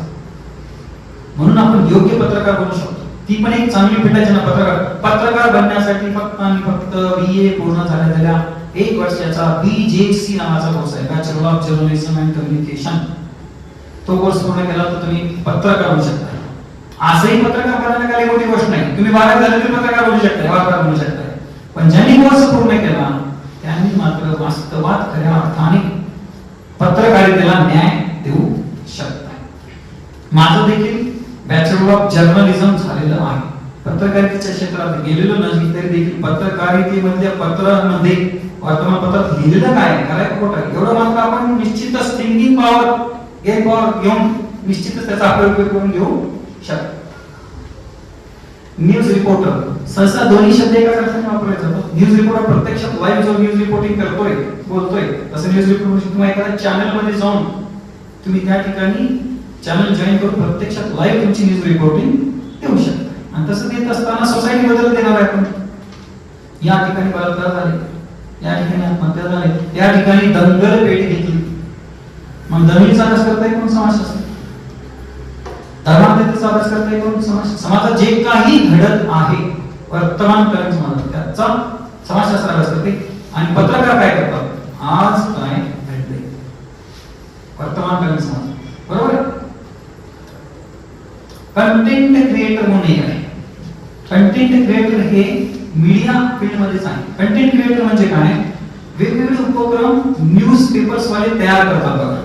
म्हणजे एखादी दिवाळी अंक असतो किंवा दिवाळी पहाटचा उपक्रम असतो किंवा स्पोर्ट्सचा एक उपक्रम, कॉलम असतो बघा, सगळ्यात शेवटी वेगळं पेज जोडलं जाते. त्या ठिकाणी कशा प्रकारचे उपक्रम राबवायचे, वर्तमानकालीन समाजाला गरज आहे तरी कशाची, याबद्दलचं मत तुम्ही त्या ठिकाणी कंटेंट क्रिएटर म्हणून त्या वर्तमानपत्राच्या कार्यालयात बसून काम करू शकता. त्यांना फक्त सुचवायचे असं असं कंटेंट आहे, ह्या पद्धतीचा उपक्रम राबवा, आठवडाभर हा उपक्रम राबवा, 1 महिना हा उपक्रम राबवा, 15 दिवस दिवाळीचा दिवाळी पहाट हा उपक्रम राबवा, सहेली नावाचा उपक्रम राबवा. गरज आहे आपण सांगू शकतो त्यांना. आपण content creator, social media manager, जे काही मोठमोठे वर्तमानपत्र आहेत, पुढारी असेल, सकाळ असेल, लोकसत्ता असेल, लोकमत असेल, अशी मोठमोठ्या वर्तमानपत्रांमध्ये ही पोस्ट भरली जाते. Social media manager. समाजातल्या सोशल मीडियाचा सगळ्याच इम्पॅक्ट पडलेला आहे. पुस्तक वाचायला जास्त लोक तयार नाही. सगळ्यांनी मोबाईल काढलेला आहे. फेसबुक, युट्यूब, ट्विटर, इंस्टाग्राम सगळ्यांकडेच आहे. या सोशल मीडियाचा समाजावर काय इम्पॅक्ट पडायला? या सोशल मीडियामध्ये येणारी बातमी खरी आहे का खोटी आहे? या सोशल मीडियाचा इम्पॅक्ट पडून समाज योग्य दिशेने जातोय का नाही याचं अनालिसिस करायचं काम मॅनेजरला दिलं जाते. आणि ते अनालिसिस करून संपादकीय लेखामध्ये तशा प्रकारचं विश्लेषण दिलं जाते. समाजाला जागृत करायचं काम केलं जाते. म्हणजे आपण संपादकाला देखील हेल्प करायचं काम करतोय. संपादकानंतर दुसरी कोणती पोस्ट असेल ती मॅनेजरची पोस्ट. त्याला देखील तेवढा 40-50 हजार स्टार्टिंगला पगार दिला जातोय. नंतर आपण जितकं चांगलं कंटेंट देऊ, जेवढ्या चांगल्या प्रमाणात आपल्या वर्तमानपत्राच्या प्रती कापल्या जातील तेवढ्या प्रमाणात तुमचा पगार वाढला म्हणून समजायचा. Media analyst. इतर वर्तमानपत्रांमध्ये काय छापलं जातंय, आपल्या वर्तमानपत्रांमध्ये काय छापलं जातंय याचं अनालिसिस करते. आणि समाजाला गरज कशाची आहे, समाजाला खरी गरज काय आहे याबद्दलचं विश्लेषण देण्यासाठी मीडिया अनालिस्ट म्हणून एक पोस्ट आहे. 20-25 हजाराच्या पगारावर ठेवलं जाते. आपण तशा प्रकारचं अनालिसिस करू शकतो. म्हणजे ज्यांना मीडिया फील्ड मध्ये जायचंय, वार्ताहर व्हायचंय, पत्रकार व्हायचंय, न्यूज रिपोर्टर व्हायचंय, किंवा लेखन तुम्ही खूप चांगलं करू शकताय, समाजाबद्दलचं वास्तव चित्रण तुम्हाला मांडायची खूपच आवड आहे, समाजाबद्दल शोधून काढायची खूपच आवड आहे, तुम्हाला लेस्बियन महिलांचा अभ्यास करायचा, तुम्हाला बायसेक्सुअल माणसांचा अभ्यास करायची गरज आहे, सध्याला गरज आहे त्याची. तसं तुमचा जर विचार असेल तर तुम्ही ह्या मीडिया फील्ड मध्ये येऊ शकता. देशाचा चौथा आधारस्तंभ खऱ्या अर्थानं बळकट करायचं काम तुम्ही करू शकताय. क्लिअर आहे? तर हे झालं मीडिया अँड कम्युनिकेशन फील्ड. त्यानंतर सोशल सर्व्हिस. त्याच्यामध्ये पहिली गोष्ट आहे सोशल वर्कर. आता ही सोशल सर्व्हिस आहे, पगाराचा विचार करायचा आहे का? मग सर हे जरा स्किप करता का? असं म्हणते ना, करिअर नको, पैसा नको करायचा. मात्र कधी कधी आपण सोशल सर्व्हिस ही फील्ड अशी आहे, कधी कधी एवढ्या मोठ्या पोस्टवर जाऊन पोहोचतो, पैशाची गरज भासतच नाही. शासन ऑटोमॅटिक आपल्याला शासकीय फंडातून पैसे देते. पण ही पण एक फील्ड आहे. सोशल वर्कर म्हणून आपण काम करू शकतो. आपण वेगवेगळ्या एनजीओ निर्माण करू शकतो. एखाद्या महिलांसाठी एनजीओ निर्माण करू शकतो, एखाद्या अपंगांसाठी एनजीओ निर्माण करू शकतो, त्याचे डायरेक्टर म्हणून आपण काम करू शकतो. मग एनजीओला ऑदर फंडिंग पण बऱ्याचशा प्रमाणात मिळतंय, त्यामुळे ती करिअर होते. Youth worker. भारत हा तरुणांचा देश म्हणून ओळखला जातोय. भारतात सर्वात जास्त लोकसंख्या ही तरुणांची आहे. आणि तरुण म्हटल्यानंतर लात मारली तिथं पाणी गाळायचं सामर्थ्य ठेवते. If you have decided to become a collector today, then after 2-3 years definitely you will become. आज मी ठरवलंय कलेक्टर व्हायचंय, ते 100% बनणार, हे मी ताकद आहे. आणि आज मी ठरवलंय दिवसात 10 जणांचा खून करणार म्हणजे करणार. करू शकताय, कायदा करू देत नाही, पण तेवढी ताकद आहे तरुणांमध्ये. ठरवाल ते तुम्ही बनणार आहे, ठरवाल ते तुम्ही बनणार आहे. मग त्या युथचा वर्क करायचा, त्या तरुणांना एक करायचे, तरुणांच्या समस्या समजून घ्यायच्या, त्या तरुण शक्तीला एकवटून समाजाचं भलं करायचं, देशाचं भलं करायचं, ते करायचं काम तुमच्याकडे येऊ शकतं. ते पण एक फील्ड चांगली आहे, जी की आपण तरुण कार्यकर्ता म्हणून पुढे येतो. बरेच जण राजकारणाची आवड असते, त्यांच्यासाठी एक उपाय समाजकारण नाही. आता राजकारणामध्ये जाऊन देखील तुम्ही समाजकारण करू शकता. कम्युनिटी डेव्हलपमेंट ऑफिसर ही शासकीय पोस्ट आहे. कम्युनिटी डेव्हलपमेंट जेवढे काही समुदाय आहे आपल्या भारताची बघणी आपण 3 गटात केलेली आहे. ग्रामीण समुदाय, शहरी समुदाय आणि आदिवासी समुदाय. या प्रत्येक समुदायाचा विकास झाला तरच देशाचा विकास झाला. ग्रामीण भाग सोडून चालणार नाही, शहरी भाग सोडून चालणार नाही, आदिवासींना सोडून चालणार नाही. या तिन्ही भागात राहणाऱ्या प्रत्येक जाती धर्माच्या व्यक्तींचा आणि प्रत्येक स्त्री पुरुषाचा, प्रत्येक बालक बालिकाचा, प्रत्येक वृद्धाचा विकास झाला तर भारत देश विकसित झाला. त्या अनुषंगाने कम्युनिटी डेव्हलपमेंट ऑफिसरची पोस्ट शासनच भरते. संपूर्ण समुदायाचा विकास कसा करायचा त्याचा अभ्यास करायचं काम ते करते. म्हणजे सध्या वर्तमानकालीन समाजात स्त्रियांचा दर्जा स्त्रियांचा अभ्यास करते. अपंगांच्या अडचणी निर्माण झाल्या का? मग अपंग कम्युनिटी अभ्यास करायचं काम कम्युनिटी डेव्हलपमेंट ऑफिसर करत जातो. त्याला शासन पगार देते 60 ते 70 हजार रुपये प्लस जाणे येण्यासाठी रिसर्च करण्यासाठी देते, गाडी देते सर्व. ही देखील पोस्ट चांगल्या प्रकारे तुम्हाला क्लिअर करायचं असेल. रिहॅबिलिटेशन काउन्सिलर तुम्हाला पुनर्वसन अधिकारी पण म्हणून पण काम करते. पुनर्वसन म्हणजे जे ऑलरेडी पीडित आहे, एखाद्या महिलांचा बलात्कार झालेला आहे, एखाद्याच्या घरामध्ये दोघांनी आत्महत्या केली आहे, आईवडिलांनी आत्महत्या केली, मुलाला प्रश्न पडलाय, जिचा स्वतःला बलात्कार झालेला आहे तिला प्रश्न पडलाय, ज्यानं बीए केलं, एमए केलं, सेटमेंट केले, पीएचडी केले, खूप शिकलाय पण सुशिक्षित बेरोजगार म्हणून नाही, ज्या व्यक्तीने 6 अटेम्प्ट पूर्ण केली यूपीएससी ची मात्र एकदा पण यूपीएससी च्या इंटरव्ह्यू पोहोचलेला नाही, डिप्रेशन मध्ये जातोय, अशा व्यक्तींना पुनर्वसन करायची गरज आहे, त्यांना त्यातून बाहेर काढायची गरज आहे. मग अशा व्यक्तींचा अभ्यास सोशिओलॉजीच्या विद्यार्थ्यांनी केलेला असतो. त्यामुळे अशा व्यक्तींचा एक अधिकारी शासन नेमतंय, तो अधिकारी म्हणून तुम्ही काम करू शकता. तुमची डिपार्टमेंट कोणते मध्ये एनजीओ मध्ये डिपार्टमेंट असतात किंवा चाइल्ड डेव्हलपमेंटचे विभाग आहे, त्या ठिकाणी तुम्हाला बसवलं जाते. जेवढे काही बालकांच्या समस्या आहेत त्या बालकांच्या समस्यांवर तुम्ही बघा. महिला डेव्हलपमेंटचे एक ऑफिस असते, त्या ठिकाणी तुम्ही रिहॅबिलिटेशन काउन्सिलर असताय, काउन्सिलिंग करू शकता. महिला आली पीडित तुमच्या जवळ तर तुम्ही तिचं प्रॉपर सांत्वन करू शकता आणि तिला नव्याने कसं उभा करता येईल ह्याबद्दलचं मार्गदर्शन करायचं काम तुमचं आहे. खऱ्या अर्थानं समाजाला टिकवून ठेवायचं काम, समाजाला वाईट मार्गापासून आणि आत्महत्येपासून दूर करायचं काम हा रिहॅबिलिटेशन काउन्सिलर करतोय. अशा प्रकारचं काउन्सिलर म्हणून तुम्ही काम करत असतात. ऑटोमॅटिक सोसायटीचं पण ऋण फेडते, देशाचं ऋण फेडते आणि आपली आर्थिक विकास देखील होतो. त्यामुळे ही गोष्ट देखील चांगली आहे. ह्या पोस्टला देखील सोशिओलॉजीचाच विद्यार्थी चांगल्या प्रकारे काम करू शकतो, कारण त्यालाच माहिती आहे समाजाच्या समस्या कोणत्या. त्यानंतर केस मॅनेजमेंट असते, विशिष्ट प्रकारचे केसेस असतात, काही एकदम टिपिकल प्रकारचे केसेस असतात, त्यांचा पण अभ्यास करण्यासाठी मॅनेजर नेमला जातो. तर ही झाली सोशल सर्व्हिस फील्ड. यानंतर क्रिमिनल जस्टिस फील्ड. बघा आपल्याला असं वाटलं होतं आधी समाजशास्त्रातून बीए पूर्ण झाल्यावर मला एक डिग्री मिळते, कोणतीतरी एमपीएससी ची देता येईल, यूपीएससी देता येईल किंवा महिला विकास अधिकारी एवढंच होत आहे. असं नाही, तर आपण जस्टिस फील्ड मध्ये देखील काम करू शकतो. न्याय व्यवस्थेमध्ये देखील तुम्ही काम करू शकता. कसं करताय, कोणती गोष्ट आहे? क्रिमिनॉलॉजिस्ट, गुन्हेगार तज्ञ तुम्ही बनताय. समाजात चोऱ्या करणाऱ्यांचं प्रमाण आहे, खून करणाऱ्यांचं प्रमाण आहे, दरोडा टाकणाऱ्यांचं प्रमाण आहे, बस लुटणाऱ्यांचं प्रमाण आहे, बलात्कार करणाऱ्यांचं प्रमाण आहे. जेवढे काही गुन्हे घडतात ना समाजामध्ये, ते गुन्हे का घडतात?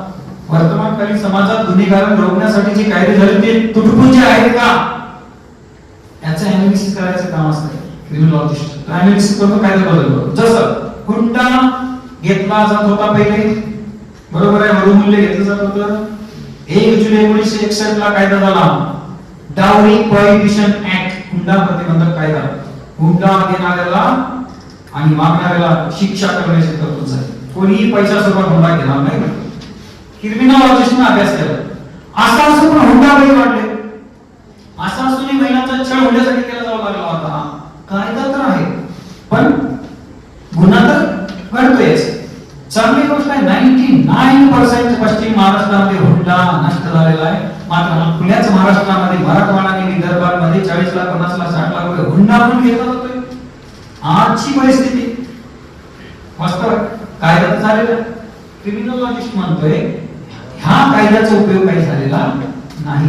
1992 ला क्रिमिनॉलॉजिस्टनी म्हणजे समाजशास्त्राच्या अभ्यासकांनी सांगितलं कायद्यामध्ये सुधारणा करा. कायदा करतोय तुम्ही पैशाच्या स्वरूपात घ्यायचा नाही, मग आम्हाला एक 40 लाखाची कार द्या, 10,000 तोळ सोनं द्या आणि सगळ्या वस्तू द्या, झाली 60-70 लाख. पैसे काय घेतले का आम्ही? नाही. गुन्हा घेतला का? नाही घेतला. अनालिसिस करावा लागतो, गुन्हा का वाढला, या कारणामुळे वाढला. 92 ला सुधारणा झाली. पैसा, सोनं, नाणं, गाडी, कोणत्याही स्वरूपातली भेट वस्तू जर का मुलीकडच्या मंडळींनी वराकडच्या मंडळींना दिले तर it considered as a dowry, तो हुंडाच म्हणून म्हणला जातो. आणि पहिली शिक्षा फक्त मागणारच होती, आता देणाऱ्याला शिक्षा केली म्हणून हुंडा नष्ट झाला. क्रिमिनॉलॉजिस्टचं मोठं काम आहे, मोठं योगदान आहे. गुन्हा घडण्याच्या पाठीमागचे प्रॉपर कारणे परिणाम शोधून काढून त्याच्यावर प्रॉपर उपाय करायचं काम क्रिमिनॉलॉजिस्ट करतोय. असं क्रिमिनॉलॉजिस्ट तुम्ही बनवू शकता. प्रोबेशन ऑफिसर ही पोस्ट मेजॉरिटीली पोलीस ठाण्यामध्ये किंवा जेलमध्ये असते. आता आपला विषय कोणता आहे? क्रिमिनल जस्टिस, बरोबर आहे. मग क्रिमिनॉलॉजीच्या अंतर्गत कोणते कोणते पिढे येतात आपल्याला माहितच आहे. गुन्हेगारीच्या अंतर्गतचे एक रिमांड होम माहिती आहे तुम्हाला? रिमांड होम काय? 18 वर्ष 16 वर्ष पूर्ण न झालेली जी काही बालक असतात 10 वर्षाचे 15 वर्ष त्यांनी खून केलेला असतो, बलात्कार केलेला असतो, चोऱ्या केल्या, त्यांना शिक्षेची तरतूद नाही. त्यांना रिमांड होम मध्ये ठेवलं जातं 3 वर्षासाठी आणि त्याच्यावर संस्कार केले जातात. हा प्रोबेशन ऑफिसर तिथे बसलेला असतो. तो काय करतो? त्यांच्यावर संस्कार करायचं काम करतो. म्हणजे प्रोबेशन ऑफिसरचं काम काय आहे? जेल मधील व्यक्तींना प्रार्थना शिकवणे, जेल मधील व्यक्तींना या गुन्हेगारांना संस्काराचे धडे देणे. आणि ह्याचं कामातूनच ज्याची शिक्षा 10 वर्षाची आहे त्याची 5 वर्षावर येते, त्याची शिक्षा 20 वर्षाची त्याची 10 वर्षावर येते. का? तो सांगतोय, त्याचा रेकॉर्ड बनवतोय आणि सांगतोय की हा गुन्हेगार सुधारलेला आहे. सुधारण्यासाठी प्रयत्न कोण करतोय? Probation officer. कुठे जाऊन? जेलमध्ये जाऊन. राहतोय कुठं? जेलमध्ये. त्याचे व्याख्यान असतात, तो पर्सनल गायडिंग करतो, तो रिसर्च करतो त्या व्यक्तींवर.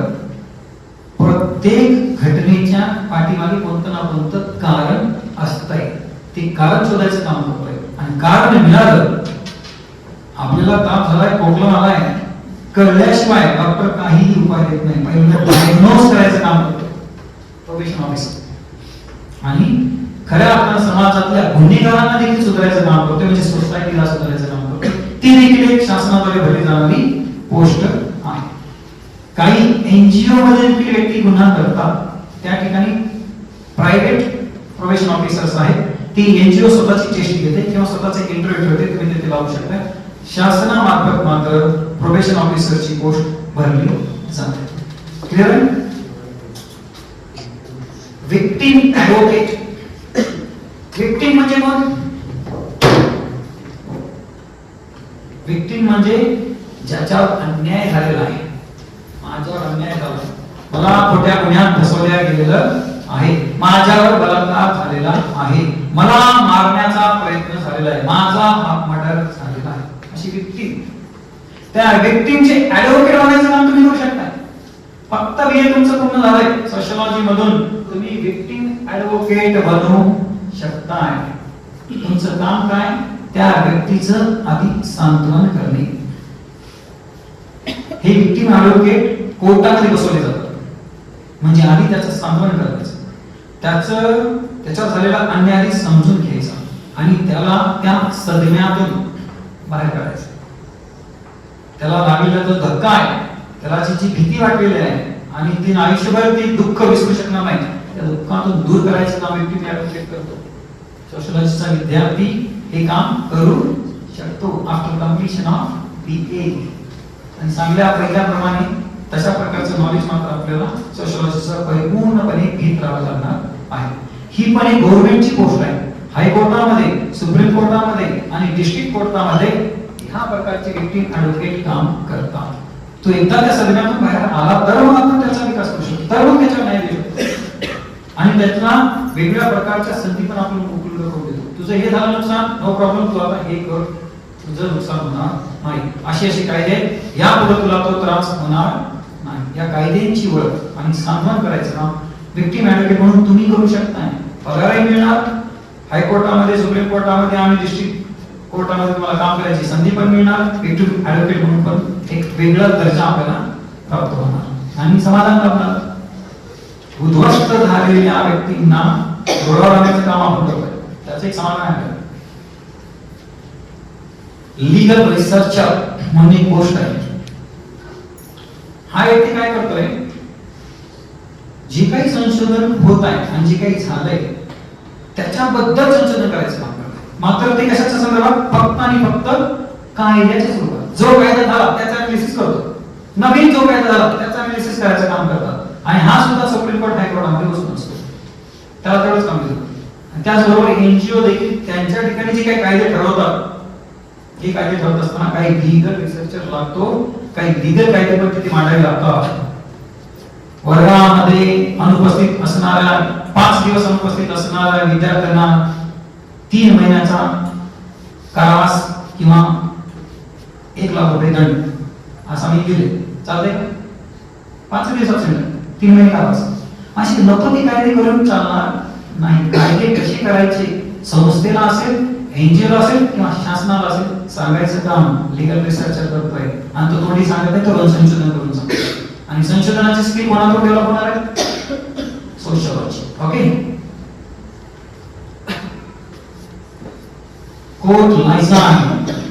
कोर्ट लायसन आणि विक्टिम ॲडव्होकेट जवळपास सेम गोष्ट आहे. फक्त कोर्ट लायसन काय करतोय, कोर्टाला तुम्ही जे कायदे करायला त्याबद्दल थोडक्यात माहिती आहे.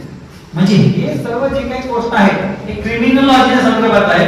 ज्यांना खऱ्या अर्थाने क्रिमिनॉलॉजीची आवड आहे, 1-2 विद्यार्थ्यांना असते, ते मात्र तुम्ही अशा प्रकारचं काम करू शकता. याच्यासाठी वेगळी कोणती डिग्रीची गरज नाही. आणि प्लस पॉइंट म्हणून जर तुम्ही एलएलबी केलाय, जर करत असाल बीए झाल्यानंतर, तर बेस्टच होईल. तर तुम्हाला हे कोणती गोष्ट पूर्ण करायची असतील तर ह्याबद्दलचं वेगळं अजून काही तुम्हाला मार्गदर्शन लागत असेल तर तुम्ही मला विचारू शकता नंतर. आणि शेवटचं आहे आता सर, हे सगळं झालं, इकडचं तिकडचं शिक्षण फील्ड मध्ये झालं, रिसर्च फील्ड मध्ये झालं, ऍडमिनिस्ट्रेटिव्ह फील्ड झाले, जर्नलिस्ट फील्ड झाली, मीडिया फील्ड झाली, क्रिमिनॉलॉजी झाली, बिझनेसचं सांगा. कारण सध्या सगळ्याचाच पैसा कमवतोय कोण? बिझनेसमॅन. कलेक्टर जरी असला तरी पगार आहे 70,000 फीस, 57,700 म्हटलं, 3 लाख 2 लाख रुपये कमवतो. बिझनेसमॅन दिवसाला कमवतोय. फरक आहे काय? बिझनेस फील्ड मध्ये देखील आपल्याला पाहिजे थोडीशी गोष्ट. कॉर्पोरेट सोशल रिस्पॉन्सिबिलिटी ऑफिसर, गव्हर्नमेंटची गोष्ट आहे.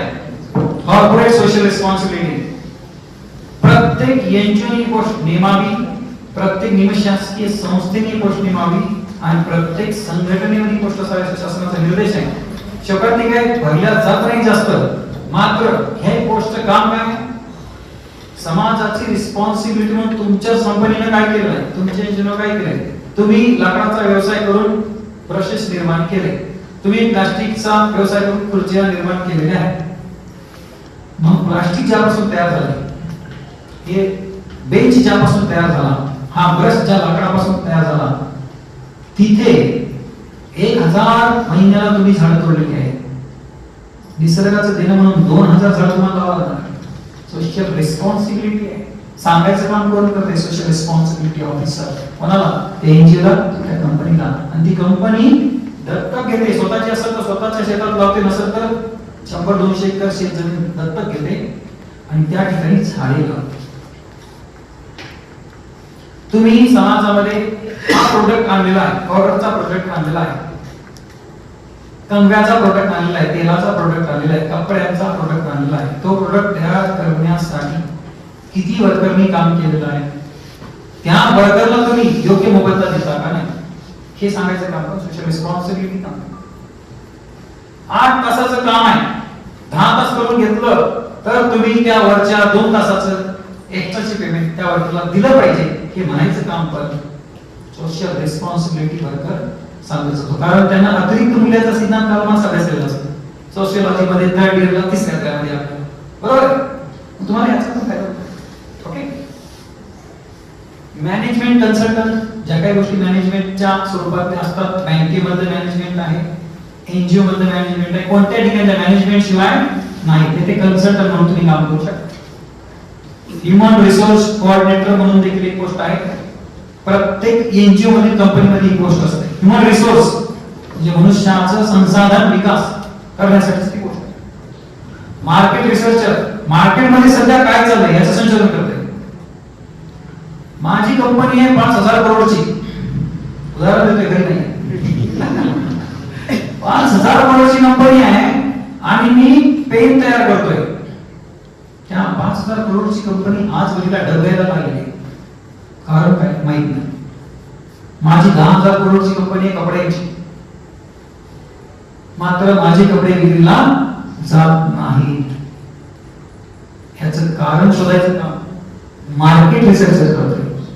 मार्केटला पाहिजे काय, तुम्ही तयार करताय काय हे सांगायचं काम करताय. मार्केटमध्ये काय ट्रेंड आहे, मार्केटला कशाची गरज आहे, तशा प्रकारचं अपडेशन करायचं काम मार्केट रिसर्चर करतोय. नोकिया कंपनी माहिती मोबाईलची,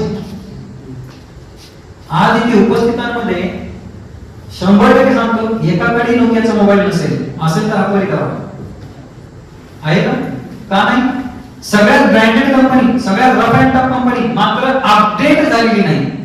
मार्केट रिसर्चरने सांगितलंय अपडेट व्हा, अँड्रॉइड आणा, स्क्रीन टच आणा, व्हॉट्सअपचं फंक्शन त्याच्यात ठेवा, फेसबुक ठेवा. अपडेट करायचं काम मार्केट रिसर्चर करतो. खऱ्या अर्थानं कंपनीला एक एक गोष्ट जो पुरवतो ना त्याला करोडोनं कंपनी देते. फक्त आयडिया सुचवायची. आपण पेस्ट वापरतो, पेस्ट वापरताय ना, पेस्ट ज्यातून बाहेर पडते त्याची साईज फक्त एकानं सांगितली ती वाढव, तुमचा कप वाढेल म्हणून.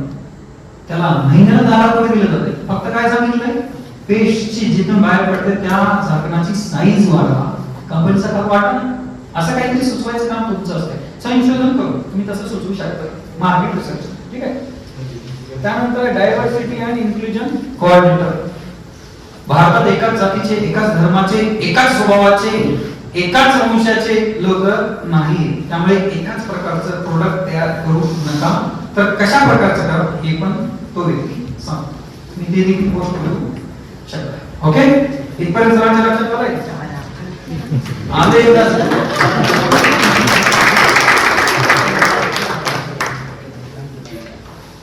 5 मिनिट आहेत किंवा 2 मिनिट आहेत. प्रश्न असेल तर एक्स्ट्रा 5 मिनिट घेऊया.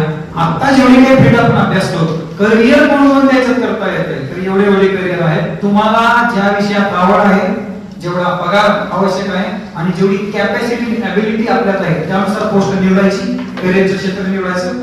तुम्ही मात्र 100% या अनेक पोस्ट पैकी प्रत्येक जण वेगवेगळ्या ठिकाणी 100% यश प्राप्त करू शकताय. त्याबद्दल सर्वांना शुभेच्छा.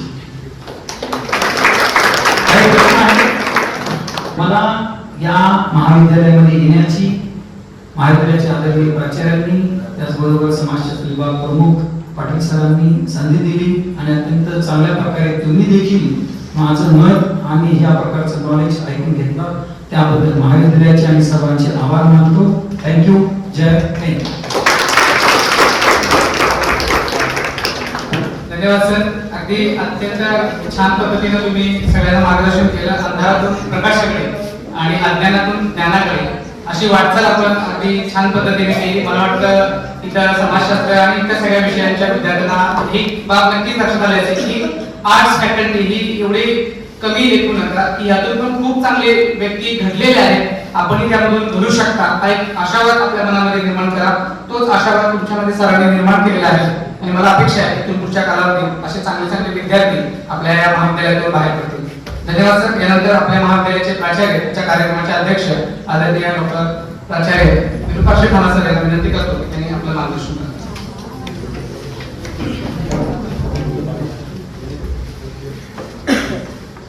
समाजशास्त्र विभागांतर्गत ऑगस्ट कॉम यांच्या जयंती दिनानिमित्त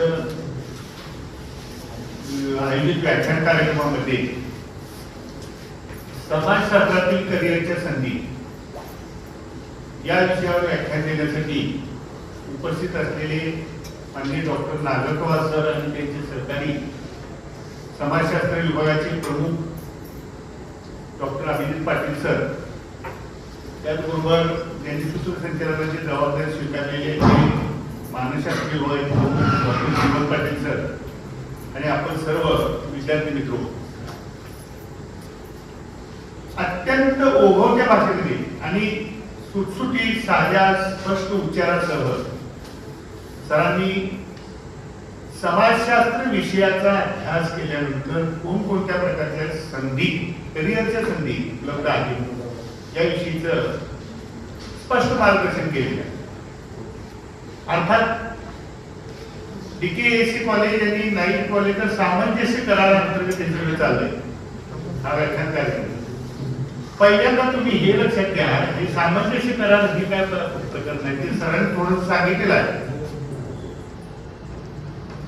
तर हा कार्यक्रम झाला म्हणजे ते सगळं कराराचं सगळं कामकाज झालं असं नव्हतं. तुम्हा सर्व विद्यार्थ्यांना केव्हाही सरांचं मार्गदर्शन उपलब्ध आहे. आता ह्या संदर्भामध्ये तुम्ही ऐकून घेतला प्रायमापसी तुमच्या मनामध्ये काही गोष्टी आता आल्या असतील किंवा नंतर हळूहळू येत जातील. तर असं म्हणाले आणि ही करिअरची संधी आहे आणि मी समाजशास्त्राचा अभ्यास करतोय तेव्हा मला आणि काय करायला पाहिजे त्याचं स्पष्ट आणि विस्तारानं जर स्पष्टीकरण पाहिजे असेल तर त्या कॉलेजमध्ये सरांच्याकडे जावा. कदाचित ते लेक्चर असेल तर थांबा थोडं वेळ आणि त्यांच्याबरोबर चर्चा करा. कारण सरांनी सांगितल्याप्रमाणे समाजशास्त्र विषय कमी महत्वाचा आहे काय तर त्याचं उत्तर असं आहे की कोणताच विषय कमी महत्वाचा असत नाही. नाहीतर मग तिथं डिसिप्लिन म्हणून ठेवलाच नसता. कुठलीही भाषा असते कुठलंही सामाजिक शास्त्र असते. आता कालानुरूप काय होतं की काही करिअरच्या संधी एका विशिष्ट प्रकारच्या उदाहरणार्थ जसं आता सायन्स आणि अलीकडे ज्याला टेलिकम्युनिकेशन त्याला म्हणतो आपण किंवा अगदी अलीकडे आता रिसेंट म्हणलं तर AI वर्तमानपत्रामध्ये बातम्या यायला कॉर्पोरेट फील्डवाल्यांनी असं सांगायला सुरुवात केलेली आहे की AI ची ज्याची तयारी नाही AI त्याला येत नाही त्याला महत्व नाही म्हणजे आता AI वगैरे. आता समाजशास्त्र हे सर्व प्रकारच्या सामाजिक शास्त्रांची जननी आहे. म्हणजे सर्वच प्रकारची सामाजिक शास्त्र मग कुठली आहेत बाकीचे आणखीन आहे. धर्मशास्त्र आहे नीतिशास्त्र आहे अर्थशास्त्र आहे राज्यशास्त्र आहे मानसशास्त्र आहे. ही सगळी सामाजिक शास्त्रच आहेत पण ह्या सगळ्याची जननी काय आहे समाजशास्त्र आहे. आता समाजशास्त्र हे पाहिजेच कशासाठी याचं एक साधं सोपं उत्तर आहे. मानवी जीवनाचं स्वरूपच असं आहे की त्यामुळे समाजशास्त्राची आणि त्याच्या अभ्यासाची निष्ठा केली जाते. अल्टिमेट गोल काय आहे मानवी जीवनाचं तर सामाजिक दृष्ट्या आर्थिक दृष्ट्या सांस्कृतिक दृष्ट्या आणि मानसिक दृष्ट्या सुखी आणि संपन्न जीवन जगणं हे अल्टिमेट गोल आहे. एक मनुष्य म्हणून जन्माला आल्यानंतर आपलं जीवन कसं असलं पाहिजे तर सुखी होणं आनंदी होणं. मग हे आनंदी होणं म्हणजे कोण कोणत्या दृष्टीनं सामाजिक आर्थिक सांस्कृतिक आणि अन्य सगळ्या बाजून. आता मग हे जर घडायचं असेल तर मला घरातून बाहेर पडायला पाहिजे. सगळं काही घरात बसून होणार नाही. मग बाहेर गेल्यानंतर काय आहे बाहेर गेल्यानंतर माणसांनी मिळून बनलेला समाज आहे. मी जसं घर सोडून बाहेर म्हणजे तसं तुम्ही सुद्धा बाहेर येतात तुम्ही बाहेर येतात. अशा माणसांनी मिळून समाज म्हणतो एका विशिष्ट भूप्रदेशामध्ये तो समाज एक विशिष्ट स्वरूप धारण करतो असं आपल्याला लक्षात येतं. आणि मग व्यक्तीचं हित आणि समाज हित ह्याच्यामध्ये चांगलं कोऑर्डिनेशन ज्या देशामध्ये निर्माण होतं त्या ठिकाणी विकास अधिक जलद गतीने होतो आणि एक उन्नत अवस्थेला समाज तिथला जाऊन पोहोचतो. पण जर व्यक्तिहित आणि समाज हित ह्याच्यामध्ये संघर्ष सुरू झाला तिथं मात्र समाजशास्त्राच्या मुळाशी जाऊन सगळ्या बाबी तपासाव्या लागतात. आणि म्हणजे तपासायच्या तर मग सामाजिक शास्त्रामध्ये काही थर्मामीटर नाही किंवा आणि कुठली फूटपट्टी नाही. तिथं आहे विचार. ऑगस्ट कॉम्ट हे समाजशास्त्राचे जनक आणि त्या विचाराचा जो पाया आहे त्यांचा त्याच्यामध्ये पॉझिटिव्हिटी सकारात्मकता. आता हे सगळं ऐकल्यानंतर उच्चार की बरं हे काय मला कसं काय शक्य आहे हे कसं मला जमणार हे काय माझ्यासाठी आहे काय तर सगळं सांगायला युपीएससी आमचं तमकं. खरं म्हणजे सरांनी जी माहिती सांगितली त्यातली बरीचशी मला सुद्धा माहिती नव्हती. एवढ्या तरी संधी समाजशास्त्रात. मग मला काय हे जमणार नाही. आता व्याख्यान ऐकून घेऊया सोडून देऊया. तुम्ही जर जिद्द बाळगला आणि जर नीटपणे जर तुम्ही तुमचं गोल डिटरमाइन केला तर निश्चितपणे त्यातली प्रत्येक संधी तुम्हाला उपलब्ध आहे. मात्र त्याच्यासाठी कष्ट घ्यावे लागतील. कुठले कष्ट घ्यायला पाहिजे अभ्यासाचे कष्ट घ्यायला पाहिजे आणि हे वय अभ्यास करण्याचा आहे. आता नुकतीच निवडणूक पार पडली त्याच्यामध्ये विजयी झाले आणि बरेचसे पराभूत पण झाले. विजयी झालेल्यामध्ये काही हौसे सगळे अचानकच निवडणुकीला राहिलेले वगैरे. मग काही वेगवेगळ्या मार्गाने कोण पैसेच टाकत वापरला असेल, कोण आणि काहीतरी केला असेल, विजयी झाले, चांगली गोष्ट आहे. मग आता हे मंडळी काय करायला चाललेले आहेत, इचलकरंजीच्या महापालिकेचा कारभार पुढे हाकणार आहे. पण या सगळ्या लोकांना समाजाची वीण आणि समाजाच्या प्रश्नाची नक्की जाणीव आहे काय, असा खरा प्रश्न आहे. आणि त्याच्या काही मोर्चांना असेल आणि ज्यांना कुणाला नाही ते आता तरी यशस्वी झाले असते आणि ज्यांना कुणाला आहे ते आता तरी परत झाले असते, तर पुढच्या काळामध्ये ते तिथे येतील आणि हे शिकले जातील. मी कुणाचं पक्षाचं व्यक्तीचं नाव घ्यायचं कारण नाही. समाजाची जडणघडण काय आहे, समाजाची रीत काय आहे, समाजाचे प्रश्न काय आहे, त्या वेळच्या प्रश्नाची नेमकी जाणीव असायला पाहिजे. आणि ती जाणीव असण्यासाठी अभ्यास पाहिजे. आणि समाजशास्त्राचे विद्यार्थी म्हणून तुम्ही अधिक सिरियस व्हा, आणखी सिरियस. किती आनंददायी आहे समाजशास्त्राचा अभ्यास, हे तुम्हाला काय सांगू. मी जरी अर्थशास्त्राचा प्राध्यापक असलो तरी सुद्धा समाजशास्त्र मी सुद्धा वाचलेलं आहे, बघितलेलं आहे.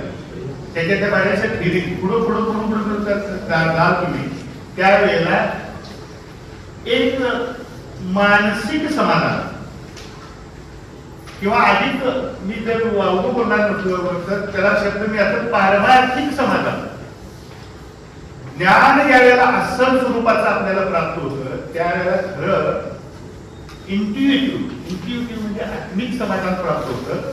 हा सुद्धा समाजशास्त्राचा अभ्यासाचा एक फायदा आहे.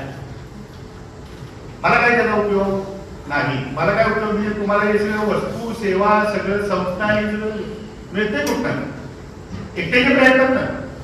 हा माहिती मी तयार केला, हे सगळं मी तयार केलं नाही. सामाजिक संस्था आहे, कॉलेज म्हणजे काय सामाजिक संस्था आहे आणि याच्यामध्ये योगदान आहे, सगळ्या समाजातल्या घटकांचं योगदान आहे. आणि मग तिथं आपण आलोय, तिथं आपण आता वगैरे संधी तपासतो तरी हे असं सगळं चाललंय. तेव्हा असा अहंकार कुणी बाळगायचा नाही की मी आहे माझं मी बघून घेतो, तसं नाहीच आहे. मुळात काही सुद्धा तुमच्या आता व्यक्तिगत पातळीवर होणार नाही. समाज आणि व्यक्ती ह्या दोन्हीचं हित हे ज्या वेळेला मजबूत आणि अधिक सुदृढ होते त्यावेळेला समाजाचा विकास व्यक्तिगत आणि सामाजिक पातळीवर सुद्धा वेगळा होतो. तेव्हा बरीचशी चर्चा कधी याच्या संदर्भात अर्थात सगळ्यांनी सांगितलं की आता शिक्षणाचा हेतू पैसा, बरोबर आहे, आम्हाला काहीही आक्षेप नाही. प्रत्येकानं त्याचा अभ्यास करत असताना, डिसिप्लिन पूर्ण करत असताना नोकरी मिळावी किंवा अर्थार्जन व्हावा हा हेतू क्रम प्राप्तच आहे की. पण हे तर होणारच आणि त्याच्या पुढच्या सुद्धा गोष्टी मी जो सांगितलं तो आर्थिक समाधान सुद्धा तुम्हाला मिळणार. तुमचं व्यक्तिमत्व इतरांच्या पेक्षा वेगळं असं उठून दिसणार केव्हा ज्या वेळेला तुम्ही पुरेशा गांभीर्यानं पुरेसा वेळ देऊन सगळ्या अभ्यास केला, विद्यापीठात नेमून दिलेला अभ्यास, तुम्ही संवाद साधला.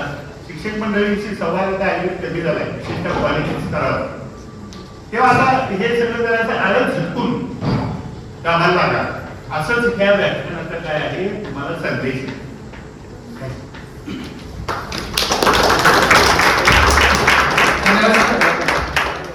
यानंतर आजच्या कार्यक्रमाचे आभार व्यक्त करण्यासाठी मी कोमल या विद्यार्थ्यांना त्या ठिकाणी आमंत्रित करतो. त्यांनी या ठिकाणी कार्यक्रमाचा आभार व्यक्त करतो.